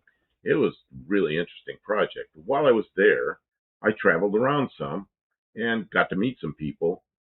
And the guy there was a British Army officer that I was working with, and his girlfriend was a woman uh, from Wales, and so I kind of knew that. Did you all party on the 4th? We're partying up here in the shop. Most people do. Oh, body car fancy. Oh yeah, we had to put turn signal lenses on that car too. You're right, because the turn signal lenses fell off, so we had to put those on. Katie Thomas asked, "Did we party on the 4th?" This is our 4th of July party. That's what I said. Yeah, this is what we like to do. Hang out with our friends, work on our car, make some sparks, weld and grind. And Hippie Lung says, patriotic and loud are two different things. I love my country. I'm not really all that fond of my government. Well, governments, that's one thing about the U.S. Governments come and go. Well, just like the U.K. U.K. is kind of different because they have royalty there, but then their government is voted in. So it's kind of a combination of both. I really like it. Here, our government comes and goes. We vote new people in. There's a lot of controversy whether it's always proper elections. Who knows? But it changes. Our government changes representatives change every 2 years. Our senators change every 6 years, and our president changes every 4 years. They can't be reelected for time. But it changes. So people are not always happy with who's there at the moment. But the country, yeah, we like it. Oh, Mexican Spec says, that's what I said, turn signals. Yeah. Mexican Spec says, this is like watching Mrs. Speck and myself. I don't listen to her, and she doesn't listen to her. It's getting late. It's getting late in the stream. That's my excuse. Yeah. And normally I don't talk about politics, so that's kind of my politics for tonight. I understand different places have different methods of governing, and wherever we live, we have to accept it. That's the way it is. Tavo, we're so patriotic down here, we're discouraged from flying our flag on Australia Day. Supposedly might upset someone. Yeah. I would say it's different here, but it's not. There's people who are upset by everything and anything. Somebody's always offended. It's pretty rough. Let's just say my Patriot, which had a 5-speed manual. I didn't know they made them with 5 speeds. That's cool. Still have it, if not for my bad clutch knee. See, and ours has the little whiny CVT transmission, yeah. And we're going to service. It's got 200,000. It's 199,000 miles on it. We're going to service it and see how it goes, and it's working well. I'm amazed, I'm a big proponent of clean, fresh fluid. Some people are like, never change the fluid in your transmission because if it's working and you change it, you'll. New fluid has the proper viscosity, the proper lubrication. You don't want old, burned up, dirty fluid. Get it out of there. And it has multiple filters, so we'll change the filters, we'll change the fluid. It'll be all fresh and it'll last as long as it lasts. And I just don't believe the people who say, oh, I changed the fluid in my transmission and then it failed. It's like, well, why'd you change the fluid? Was it, at the proper interval? Well, it wasn't working right. Well, exactly. It wasn't working right. You changed the fluid and now it still isn't working right. Now it still doesn't work right. Now it works. I think it's an old wives' tale. New fluid is good. New fluid is better. It's like people say, like, I changed the oil in my car and then the engine blew up. Like, something went wrong here and it wasn't the oil or you put the wrong thing in it. I don't know. Did you put molasses in it? Did you put soda pop in it? Because new oil is good. I had a friend years ago. Yeah. They had a product. They might still have it, but it's different, called Xerox, and it's antifreeze for a cooling system, coolant. And there was, I think DuPont made it. There was Telar, which was the antifreeze, and there was Xerox, and Xerox had some,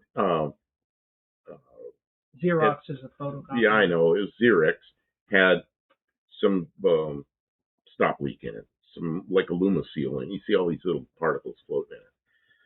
So he had a car, and the transmission was leaking. So he took a funnel and he poured a gallon of Xerox antifreeze into the transmission to try to get the transmission to quit leaking.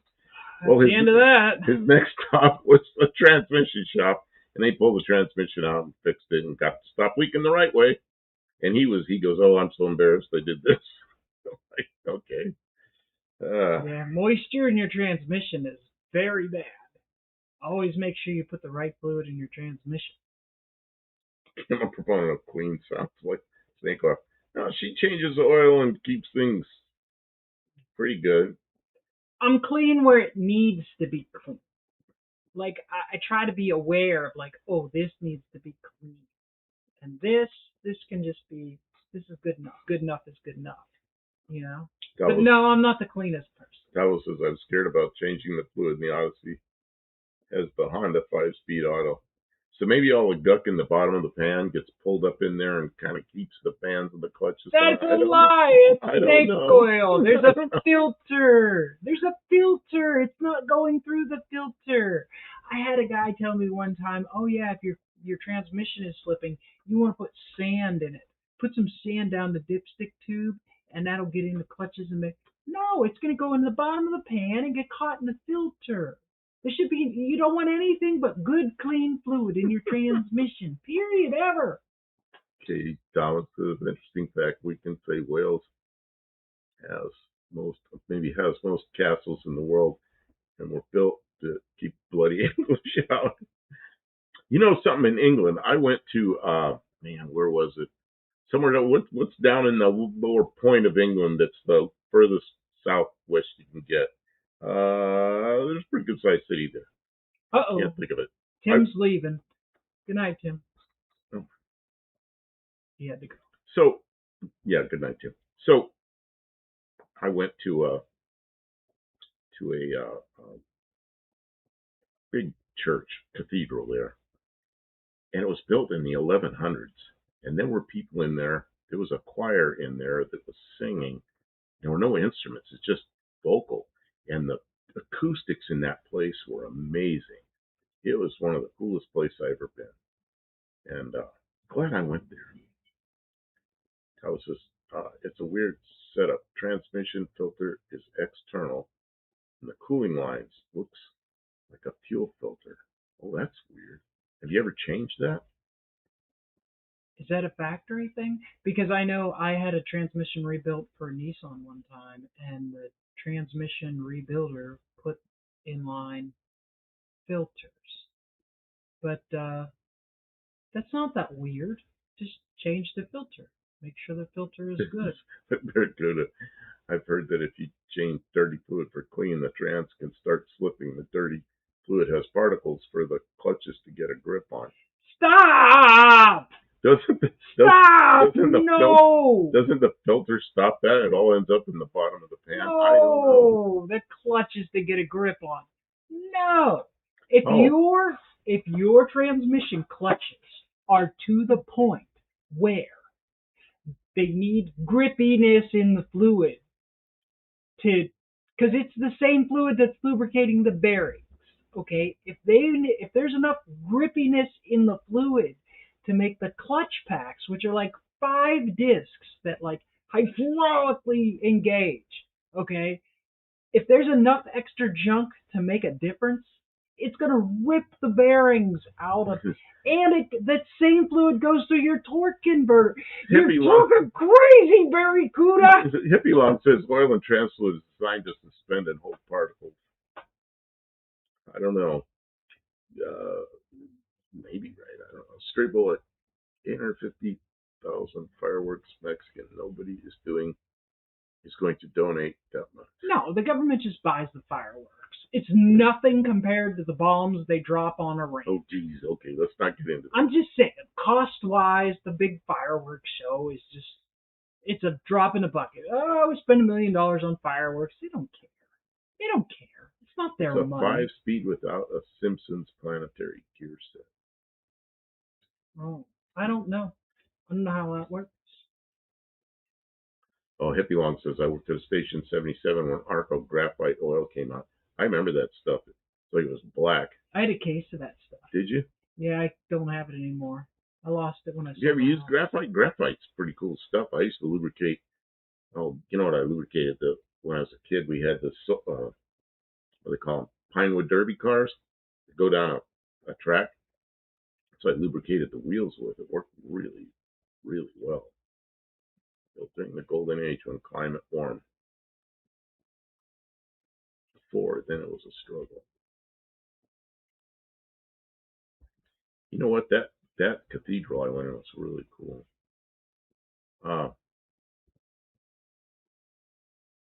Yes, that's battery directly above the transaxle, under the airbox and battery tray. No pan on those. Only internal access by splitting the case. Well, this transmission we have, it's the same thing. There's that you got to pull the battery and stuff, and then you can get to the top of the transmission. And there's a round filter that fits in the top, but you also have to pull the pan because there's a magnetic thing under there. You got to either clean or replace it. And I bought the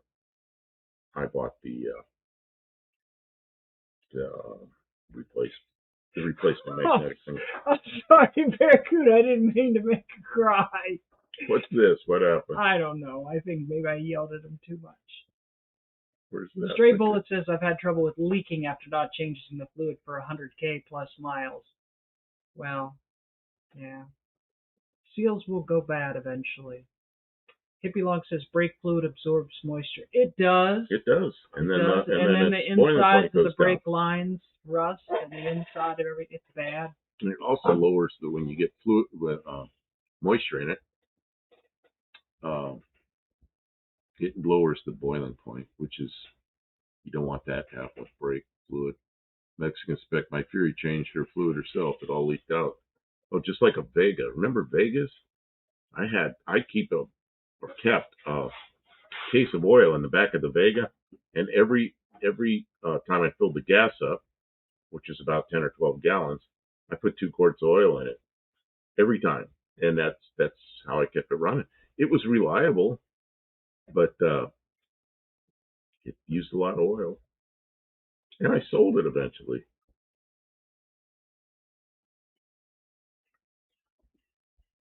Yeah, shock absorbers can fade. It's a complicated situation. Archie Patriot doesn't even have a dipstick. My Allison transmission has an external filter. Ravi's here. Ravi from India. Good evening. Hey, Ravi. God, we're still here. We've been here 3 hours. I know. And he just stops in. Then I feel like we're going to leave pretty soon. And then he's going to stay feel forever. We'll just stream the rest of the night. 24-hour stream. Freedom. Well, you know what? It's no longer the 4th of July here. It's the 5th.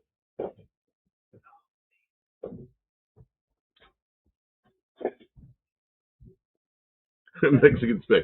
Please not compare my Fury to the Vega. She will not like that at all. Well, it's just the oil consumption is similar. Straight bullet. I've never. Ooh, the fireworks are going again. Hey, it's the 5th. Man, can you hear that? And there's a jet up there flying.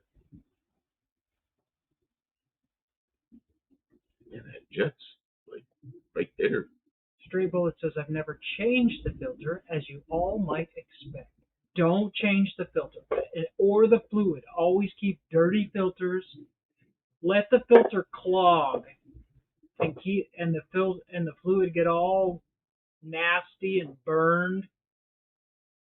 Oh. Never change any of your fluids. She did not consume it. She leaked it out after 63 years.